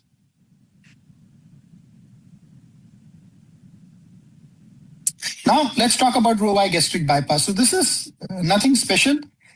We create a pouch of 30 ml capacity and connect it with a loop of bowel which is diverted of bile. That's a Roux gastric bypass. Again, beautiful procedure, very old, 50 years old. We have done close to 10,000 of them. We do every day 4 to 5 gastric bypasses, very standard for type 2 diabetes, gold standard for severe gastroesophageal reflux disease and refractory type 2 diabetes. Next slide. So I'll play the video very, very fast. I know this is not a group which will be very interested in seeing these videos. Can you play it very fast? So this is basically a diversion of the bile doing a jejunojejnostomy. So we are just diverting the bile by doing the jejunojejnostomy, closing the defect and then closing the internal hernia. Can you go up, further up? Further. Yeah. So this is the closure of internal hernia, and then we, go towards the stomach. Fast forward a little bit. Yeah. Okay. So we go towards the stomach here and make a very, very small pouch. As you can see, this is just 30 ml pouch, which is there. And, we calibrate it over a 38 French bougie, and you can see such a small pouch. And then, we can do a gastrojejnostomy with this pouch. So that's a conventional gastric bypass. So again, I'm not going to go into how you're going to do this procedure, but you see, it looks beautiful. And this is a very commonly done procedure at our center. Almost we do, 15 to 20 of them in a week, and very commonly done for type 2 diabetes. Next slide, please. Again, the same thing can be done by a robot. So this is SSI Mantra robot I'm using. Again, I'm not going to go into the details of the video. A beautiful suturing can be done by SSI Mantra. We have Intuitive, we have MedBot, we have SSI Mantra, we have CMR. Now we have Edge Surgical. We have all different robots at our center. We have 10 robotic systems. So you can come to IRCAD, come to Mohawk Hospital and see these robotic systems. You can have a hands-on at our lab on how these systems would work. In fact, as I am talking to you, we have IIG robotic course going on at our center now. 8 participants are here and we are training them on how to do robotic surgeries on fresh cadavers. So this is a new thing here. I think this is going to be the future. I feel that laparoscopy, the days are numbered because the robots, the pricing is going so much down now. You can have a robotic system in 4 to 5 crores, which was unbelievable. That's the cost of a laparoscopic trolley system, a couple of years back. So I think the new thing is quite good. And this is a beautiful anastomosis. You can see we have made an endoscope being put inside. Next slide, please. So let's discuss about the mini gastric bypass. Again, mini gastric bypass, as you can see in the diagram, is nothing but it's a long pouch, and we do not divert the bile. We just connect the bowel loop directly. So here we make a very long pouch so that the bile does not come into the esophagus and we don't need to divert the bile. A very beautiful procedure. Can you go to the video? The next slide, please. So you can see this is a beautiful video. It's a beautiful procedure. It's very short. Usually 18 to 20 minutes of general anesthesia and the procedure can be performed. Again, we are the largest doers of this procedure, probably now in the whole world. This is a laparoscopic pouch making. You can see that we are resecting the stomach. It's pretty fast, pretty simple, pretty smooth. Once the stomach is resected, make a hole inside the stomach and then bring a bowel loop of 250 to 300 centimeters and do a gastro-J. So in short, the procedure is just a gastrojejnostomy. You see this? And the patient can return home in the evening or next day in the morning. Massive weight loss with this procedure we have even done. So I have on my records in the Limca book, the heaviest weighing patient I have done 410 kilos. He's a guy from Mauritius, still alive, now around 110 kilos. We did this procedure on him on the bed, and we could perform this procedure beautifully, even with such a morbid patient. So you can see that's how the procedure looks at the end. And patient goes happily home the next day in the morning or in the evening the same day. Next slide. And again, the same procedures can be done by robotic. Now, SADIS and duodenal switch, I'm not going to go into the details, but just wanted to say that these are very, very, very malabsorptive procedure. A common channel of just 200 centimeters. Patients have continuous diarrhea. But these are the patients who have such a severe form of obesity that no drug, no surgery on the earth is going to work for them. And so we do a SADIS and a duodenal switch. And so these are good procedures, but only in select individuals. Next slide. So I'm not going to go into the details of how a duodenal switch is done. It's a very, very complicated procedure. All you need to do is a duodenal-ileostomy, as you can see here. I'm going to go very, very fast. So you can see we have a common channel. We do a nice duodenal-ileostomy. This is the first part of the duodenum which I am anastomosing. And then we do a jejunal-jejunostomy, and then, these. So these are complicated procedures, but we do it off and on. When we have a right kind of patients who is, 300, 200 kilos, 300 kilos, maybe even more, where, the disease is so complicated that you need to do this kind of a procedure. Believe me, after robotics, this has become a cakewalk. But still, I would say that it's more important that these patients are treated post-operatively very well. Surgery is okay, but then they have a lot of other issues like hanging skin, nutritional issues, psychological problems. So we need to deal with them in a very systematic way. Next slide. No, you can go ahead. I don't want to show the robotic this thing. This will be too much for them. Next slide.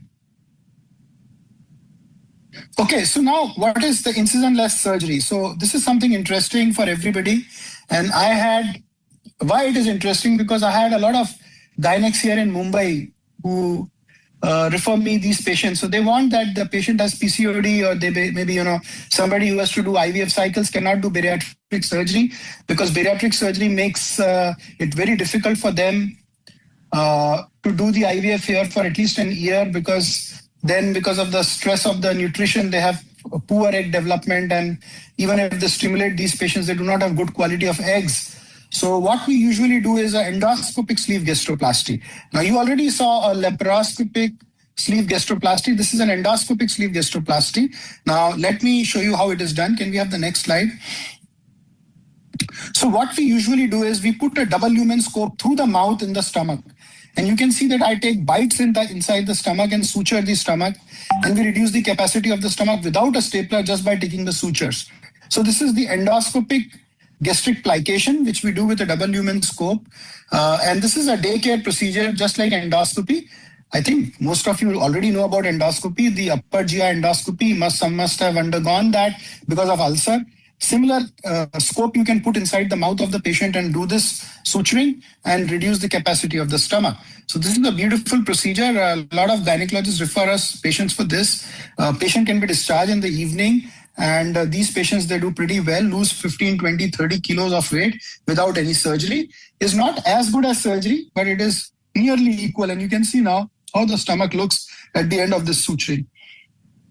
It looks really tight, really narrowed up. And then these patients, they do pretty well in terms of their diet and lose a lot of weight. You can see how the stomach is looking after this endoscopic gastroplasty. There's a small fundus which remains there for the purpose of satiety. Next slide. So now what is the algorithm to treat obesity? I would say anybody above a BMI of 40 directly refer us these patients. If they have gastroesophageal reflux, with type 2 diabetes, we would straight away do a gastric bypass. If not, we would do a sleeve. Patient with BMI between 35 to 40 with disease, refer them to us. We can do a sleeve. Anybody less than a BMI of 35, you can go ahead and send them to an endocrine or to me for drugs or swallow balloon. So we can do a swallowable balloon along with the drugs, and that can work for them at that particular stage. That would be easier for them rather than doing a surgery. Next. So what is our data? I think it is important for me that I present my own data to you. I have done so much of work. So I feel that we started this center in 2010 with sleeve gastrectomies, and you can see that we progressed or graduated to gastric bypass, to one anastomosis, to banded procedures, to robotics, to bariatric endoscopy, to swallowable balloons, to telesurgery now, where surgeon need not be there to do all these surgeries, and he can operate from a remote location. Next slide. So this is our publication, single center metabolic bariatric surgery experience outcome from 21,205 procedures done over 12 years. You can just download this paper and read about it. This is probably one of the largest series of bariatric metabolic surgery published over 12 years from any center in the world. And this is one of the most downloaded papers by bariatric surgery fellows across the world. You can read about our complications. We have been very candid in saying how we graduated. You saw 2011, we started this center, 2010 to today, 2026, how we graduated these 16 years. Although this is a 12 years data, but it will reflect so much so about our practice, at least till the COVID times. Next slide. So you can see it's a very, very busy slide, but you can see that this paper shows our numbers of laparoscopic sleeve, bypass, one anastomosis. Next slide. Also, it would show that we have fantastic weight loss with one anastomosis, gastric bypass, and other bypass procedures. And you see, that is what I wanted to talk about.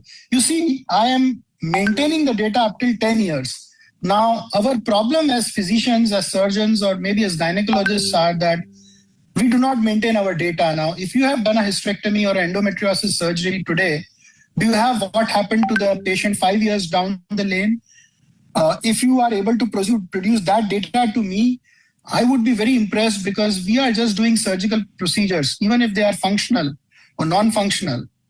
We do not have what is happening to our patient 10 years down the lane. And you can see this published data from our center. We even have maintained weight loss of a gastric bypass 10 years, 23.9% and 27.3%. I'll send the link to this paper on the group, and you can download this paper. Next. And at the same time, this is access percentage weight loss. So that was total percentage weight loss. Now this is access. These are just the terms. I don't want to go into different mathematical equations, but again, wanted to express that even at 10 years, bariatric surgery is maintaining 53%, 60 and 70% of access weight loss, which I don't see we have with drugs as of now. We will definitely have it at 10 years. We would know how many of these patients continued these drugs, how many had depression, how many had psychosis, had blindness. And we will also know, just like with bariatric surgery, now we have known what complications our patients have. We would know with drugs also, but we need to have 10 years data, and then we will understand what is happening to these patients later on and at a later stage of their life. Next slide. Again, excellent resolution of type 2 diabetes, hypertension, and obstructed sleep apnea. You can see here with all the procedures, you can see every figure is between 70 to 80%. So nothing very special, but if you can treat the diabetes of a patient with 80% of the results, I think that procedure is very good. I would say that procedure is the best, because the patient is not only losing weight, but also getting rid of his type 2 diabetes, his hypertension, and his sleep apnea. Next. So again, these are different data. These are the short-term and long-term complication. You can see out of the 3,884 procedures, we have 16 leaks, 0.13% complication, and 34 bleeds, which is 0.88. Again, in banded procedures, 0 leak. This is phenomenal. I mean, I would say that this data reflects that bariatric surgery is even less complicated than lap chole or a hernia surgery, at least in our setting. I don't talk about other surgeons, but we know that at least in our setting, it's less complicated than hysterectomy, lap chole, or a hernia. And we have the data to prove it. You can see this data is in front of your eyes. The data from non-banded 11,961 procedures from our center, and the banded procedures 7,731 procedures. Next slide.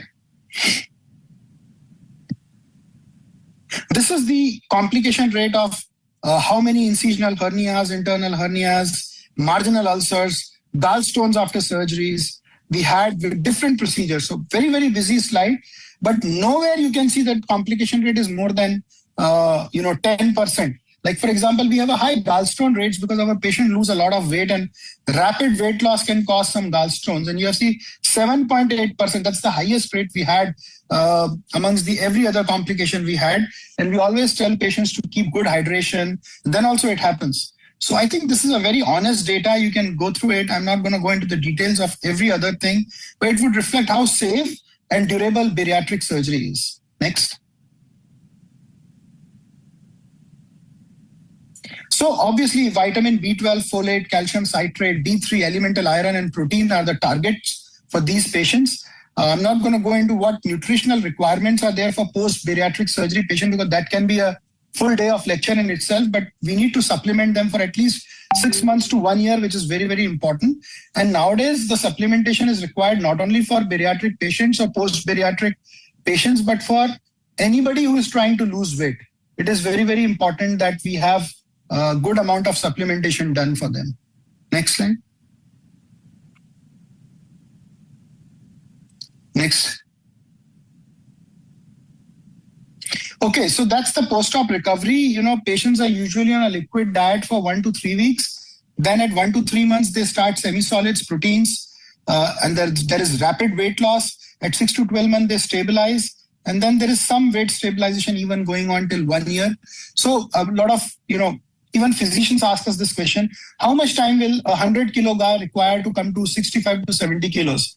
I think it's around 3 to 6 months. So unlike the drugs where you have to take these drugs lifelong and then you get some result, with surgery, you get results in 3 to 6 months. Next slide. And the results are beyond psychological because there is a lot of life impact score. There is a psychological score where the patients improve not only in terms of his comorbidity, but also in terms of his happiness because of losing that kind of weight. And that can be proven by psychological scores and living impact scores. Next slide. So this is our long-term cardiovascular data. You can see that major cardiovascular cardiac events reduction by 42%, fatal MI reduction by 30%, ischemic stroke around 18 to 20%, and heart failure hospitalization around 10%. Next. So what is the future of management of obesity? Next slide. So I think, a lot of these surgeries now would be done by telesurgery, and we were one of the centers to do it. Now I have a huge amount of practice in East Africa in Nairobi, and I can sit in India here and do the telesurgeries. Patients can be operated here in, third world countries, East Africa, especially where I operated, Nairobi, also, in Kigali, in Rwanda, and several other places where we can sit at Indore and do the telesurgery. And daily we are doing on a very regular basis these telesurgeries. I was not very confident until 2 years back when we started doing them. And now the network latency is just minimal, and we are enjoying every day doing these surgeries sitting at home and operating patients, not only Indian patients, but international patients. Can we go to the video next, please? So this is my hospital network. So we sit here in Indore at IRCAD or at Mohawk Hospital at Arvindo campus, and we are operating patients. So I have my own centers I have my own hospital in New Delhi. We have now one in Ahmedabad with Sterling Group. We have one in Mumbai with Global Hospitals. We have in Hyderabad with Zoe Hospitals. We have in Nairobi with Third Park Hospital, and in Lucknow, and then with Vistar Hospital, and then several others across the country. So these are our hospital networks. I travel every week. I'm just here at Indore for 2 days now, and I travel to all these different places to operate. So when I'm not there at these places, every day the surgeries are still happening as telesurgery through our SSI Mantra and MedBot telesurgery network. And we keep our practice busy. Apart from the days when I'm not available. So I would rotate between different hospitals to operate with my team. And we have a full functional service of bariatric metabolic surgery, plastic surgery, drugs, swallowable balloons, non-surgical weight loss, and everything. Next slide, please. So you can see, just as an example, we were there in Strasbourg. These are the patients being taken at Indore. And with the MedBot system, we could do 10 telesurgeries sitting in France in Strasbourg at the IRCAD Strasbourg, headquarters on 7th of July. This is a very recent feat. World Book of Records and Limca Book recognized it. And this is the headquarters of IRCAD Strasbourg. This is me at IRCAD in Strasbourg and using a MedBot system. And you can see that I'm doing surgeries sitting there on the console. And this is the arms taking my command from such a distance. And this is beautiful because you can do all these surgeries just like the way you do it sitting in front of the patient. And this is like 6,000 kilometers away. So two different continents. And the stability, the surgical control was phenomenal. So I would say that this thing is possible. I mean, now I can tell you that it is possible because we have done it. The beautiful part was that the whole day we telecasted these 10 surgeries on YouTube to audience who would want to see it. Even surgeons in the US, they were amazed at how we could control robot from such a distance. So now I think there are no boundaries. Obviously, patient safety is paramount, and you can see that we have been an expert on that, doing these surgeries, and no matter how many robotic systems would come, we would always stick to patient safety, which is very, very important. But at the same time, we would never move away from making an attempt to do innovations. So this is a step closer to future where expertise will have no boundaries. Next slide, please. Again, a word about magnetic assisted robotic surgery, and this is important because this is good for gynecologists. Now you don't need to do a colon anastomosis or a bowel anastomosis. By suture, you can just put two pieces of magnet into two bowel and join them, and they join together, and that's the anastomosis you can see. So endometriosis will have magnets coming in where colorectal and bowel anastomosis will be made by magnets. If you do not know suturing, you don't need to. You can just use a two-piece of magnet, put across, and you see that's the anastomosis which can be done. Next slide, please. So I would conclude that bariatric surgery is not an easy way out. It's a very evidence-based tool that respects the human physiology and cures. Forgive me that respect should have been respect. Respect human physiology.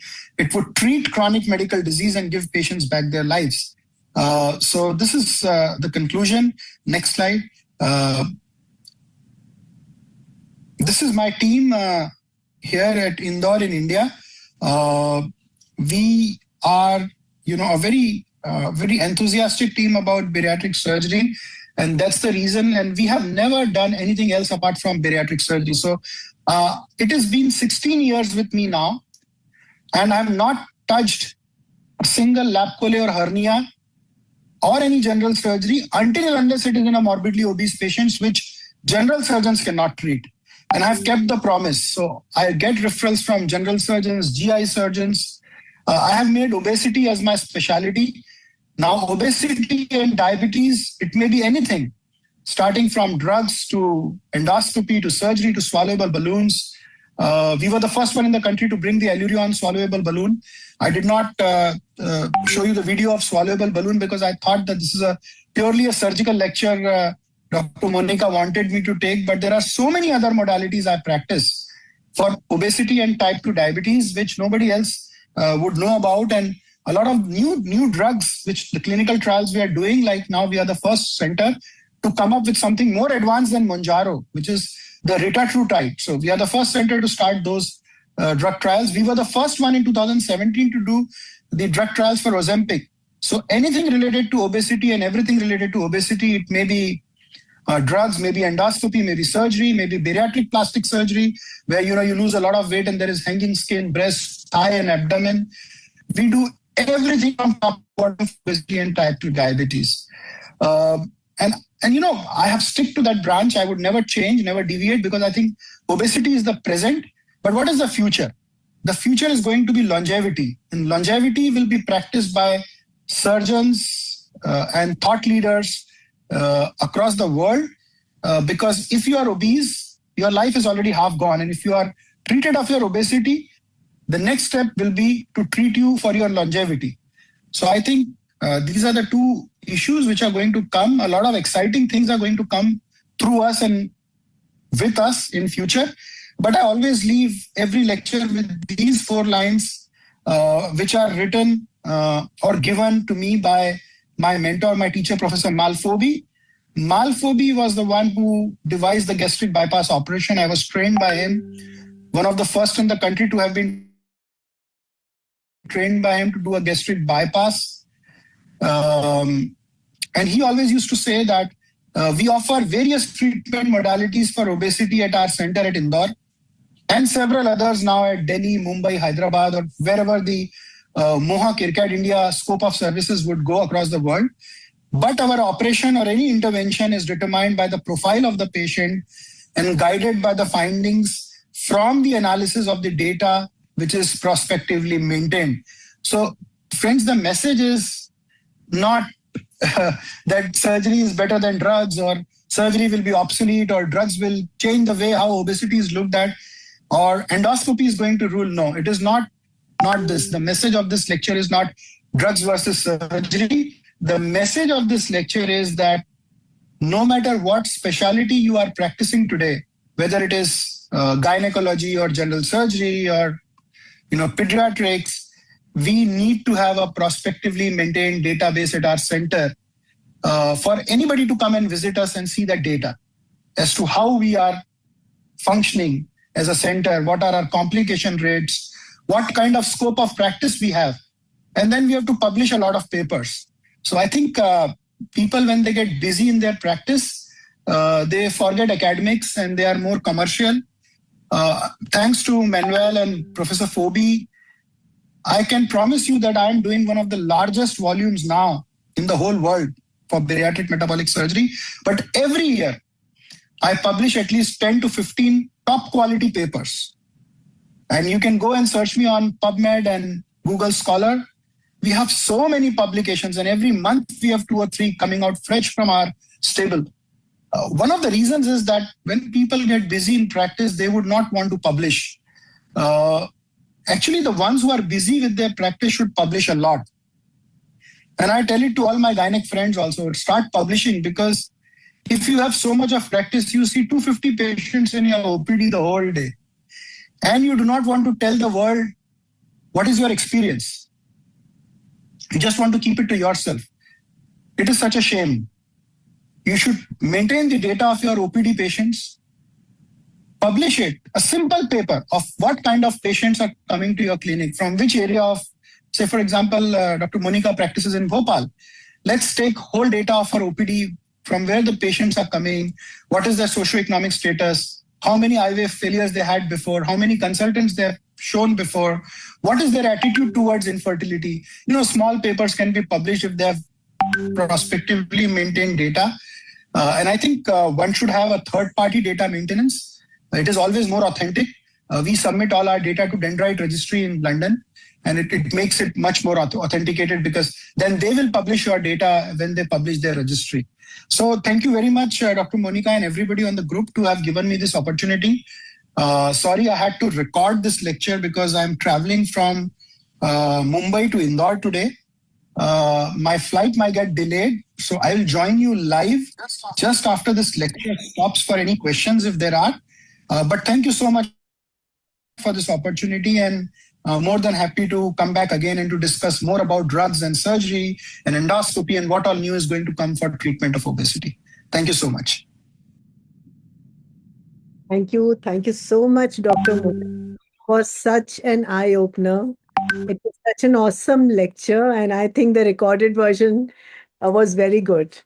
Very exciting, very novel, something very new. I think we were glued to the screen, and we would have loved to see the balloon also, in fact. So we start with the first of the questions. I hope you have 5 to 10 minutes for the question. Anytime you want. Thank you, ma'am. Okay. So tell me, we are basically talking about fertility here. Correct. You said in fertility, the sleeve is the most uncomplicated type of procedure you do, and you have an endoscopic sleeve also. You have an option of a balloon also, and you have a banding also. For a patient with a BMI of 30 plus, 30 to 35, Indian woman, less than 35 years, what procedure would you do in order to make her fit for further fertility treatment or IVF? I think patients who want an IVF or further fertility treatment, a swallow balloon is a very good option. And now what we do is we do a swallow balloon in combination with the new drugs like Ozempic and Mounjaro. So I think that's a very good option, and I think that should be availed. Surgery is not a good option for patients undergoing IVF until and unless they are above a BMI of 40 or 45. My bariatric colleagues will not be happy with my answer, but we have a lot of data to support it. Everybody cannot afford to freeze their embryo, and it's a big challenge because once we do bariatric surgery, definitely the AFI falls, and definitely the ovum or the eggs are of very poor quality. So I think swallow balloon is a very good option in combination with Ozempic or Mounjaro. And what we have done nowadays is that we give a very protocoled, stepped approach with Mounjaro, not like giving it all of them together, but with a very staged approach. Yeah. So you also mentioned that once you start patients on drugs like Mounjaro or Ozempic, you have to continue them lifelong. So my IVF patient will continue lifelong. No, if they have to maintain their weight, they will have to continue it lifelong. Absolutely. And during the pregnancy, that period? They will have to stop it, and then they will have to understand that pregnancy will cause some weight gain, and till at least 6 months for the breastfeeding to go away, and then they can start it again. Yes, but lifelong. You leave the drug and the weight comes back again very fast. So you have given a very strong message, Dr. Mohit, that lifelong thing. People starting randomly semaglutides and not understanding the implication. I firmly feel when I started this webinar, my first statement was that it is a study from Harvard which says that bariatric surgery can improve life expectancy by as much as 89%. Correct. So this is a data by Harvard. So it is bariatric surgery. The importance cannot be, under this thing determined or something. It has to be understood that there are good procedures available. But tell me again, you didn't show us the swallowing balloon thing.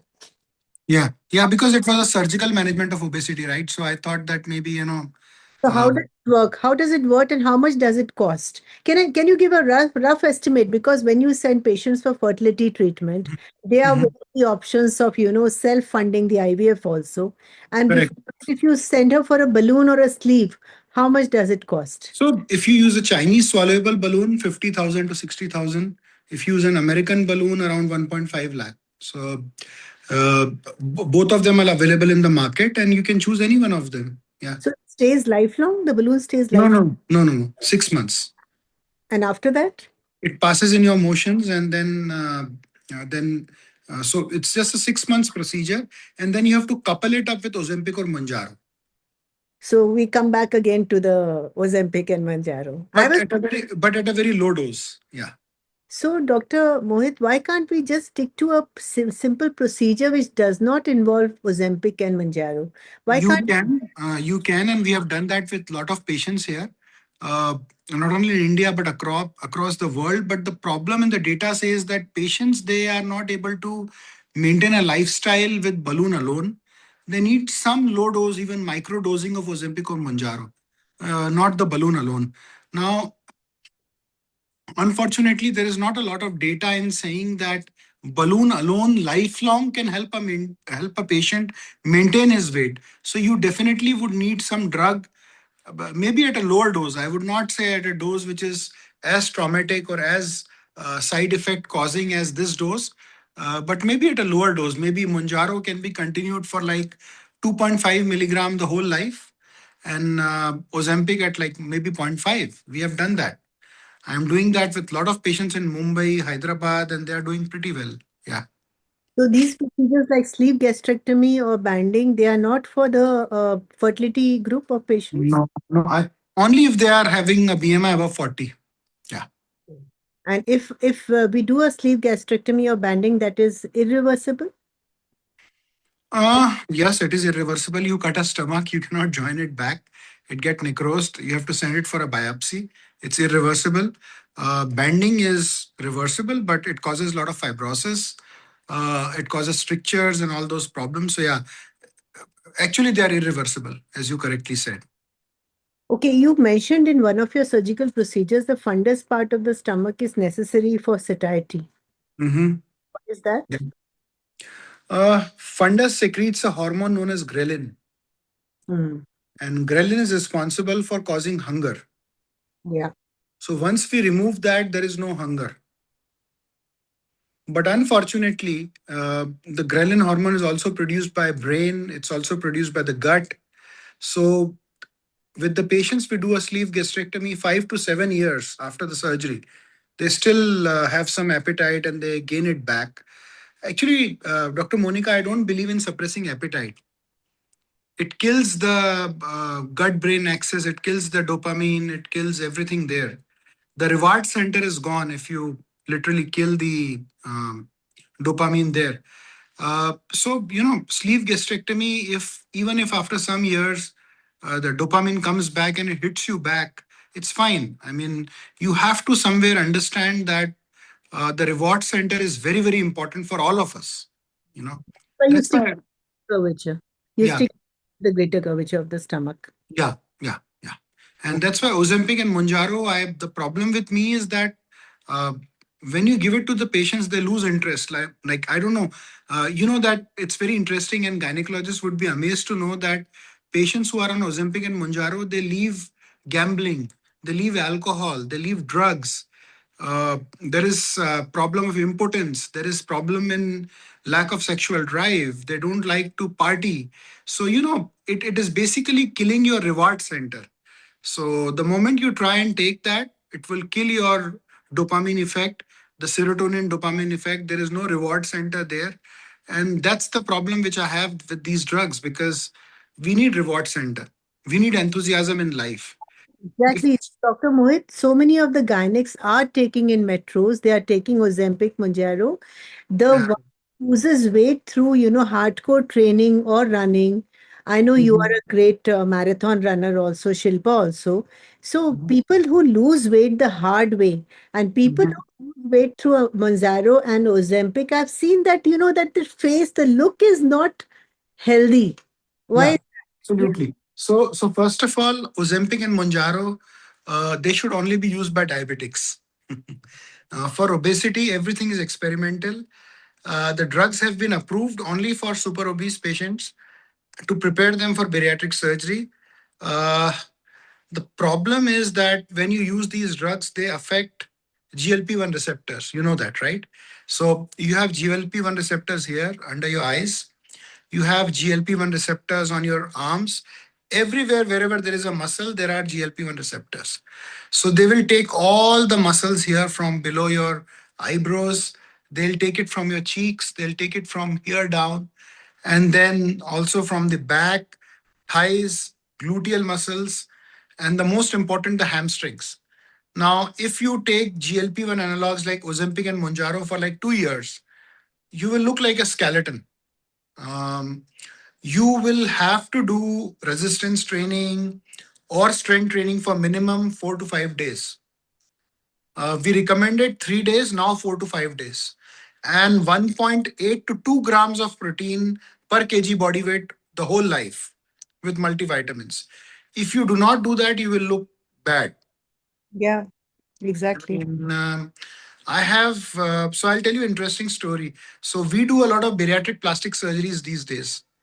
Initially, when we were doing bariatric plastic surgeries, 70% of our patients, so I do like around 30 abdominoplasties, maybe 10 to 15 liposuctions, Brazilian butt lifts, total abdominal lift, total body lifts. And if we do like, let's say an example, 100 procedures a month, previously all of them were post-bariatric. Now all of them are post-Ozempic and Mounjaro. So you can assume the amount of plastic disfigurement the drugs can also do, right? And the difference between post-bariatric plastic reconstruction and post-Ozempic or Mounjaro plastic reconstruction is that we are very helpless when they are with GLP-1 analogs because there is no muscle there. Now, where do you implant the fat? Yeah. Or where do you put the flap if there is no muscle? Because muscle is the key to plastic surgery, right? You've heard about the gracilis flap you put in a vaginoplasty, or maybe a rectus abdominis flap. But if you don't have muscle, how do you do plastic surgeries? It's not possible. So Ozempic and Mounjaro plastic surgeries are very tough. I mean, poor results. Patients have psychological discomfort, and all of us are sad. Yeah. So I think, I don't know, maybe I'm wrong, but Ozempic, Mounjaro, the fever might go down in another 4 to 5. It's already going down in India. If you see, the sales of generic drugs have gone down. I mean, semaglutide lost its patent, and in India, a lot of companies are producing semaglutide, but the craze has gone down. The bariatric numbers are high now because of insurance. Even bariatric numbers would go down. So the only thing is we will somewhere have to go to longevity, lifestyle modification, and believe in the fact that if we are obese, maybe God made us like that. Let's talk about healthy obesity now. So I'm taking the discussion to an entirely different area. Maybe we are missing a link. Maybe there is something I don't know. Maybe. So you have an MCH in bariatric surgery as yet? There is no MCH. We have a DNB program. I don't have any degree in bariatric surgery. We have a DNB program in bariatric surgery, which I started with the national board. I was one of the advisors to them. There's no MCH, there's no DNB as of now. Just the fellowship of FNB for 2 years. Okay, and my last question, you are doing a lot of research, you're publishing a lot of your data.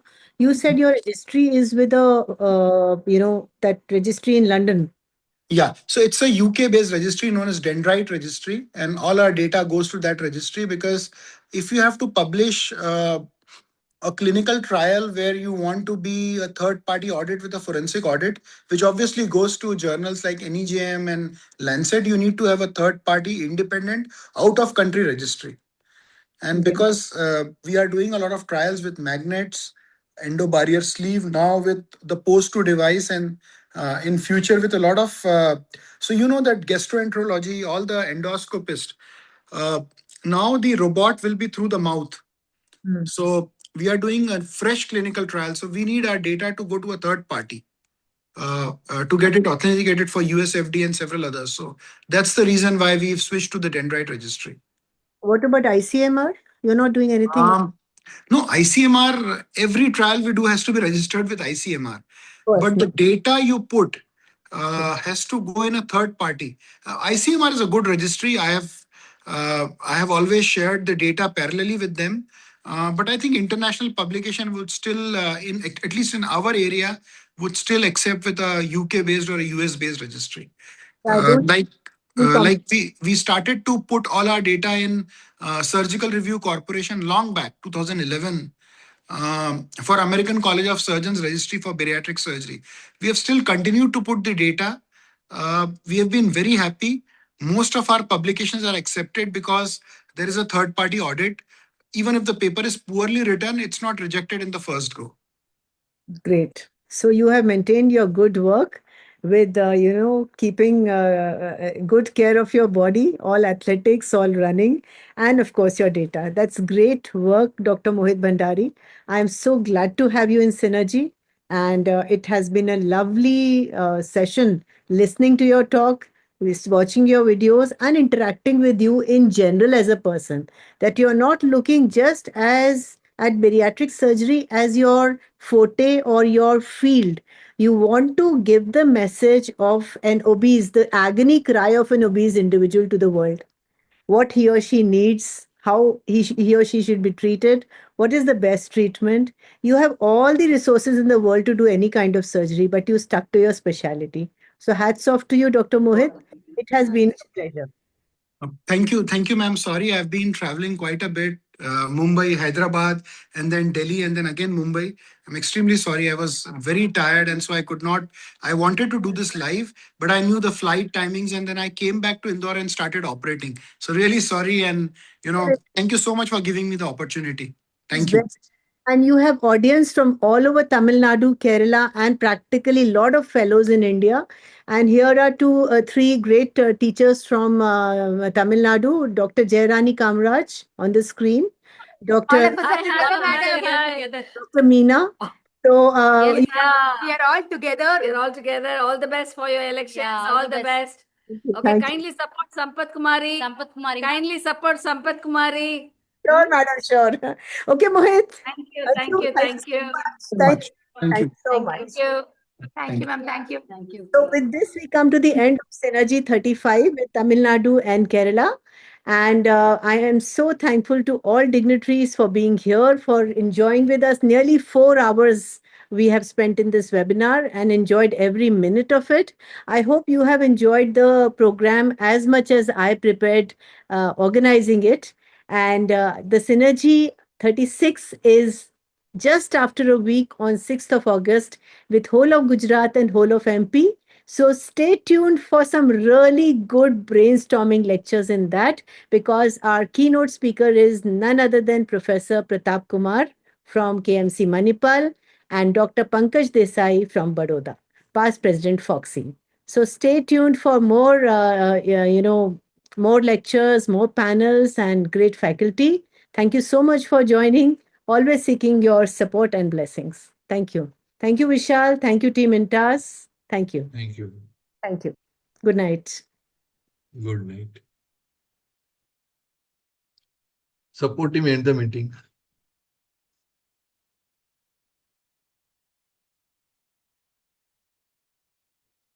Yes, sir.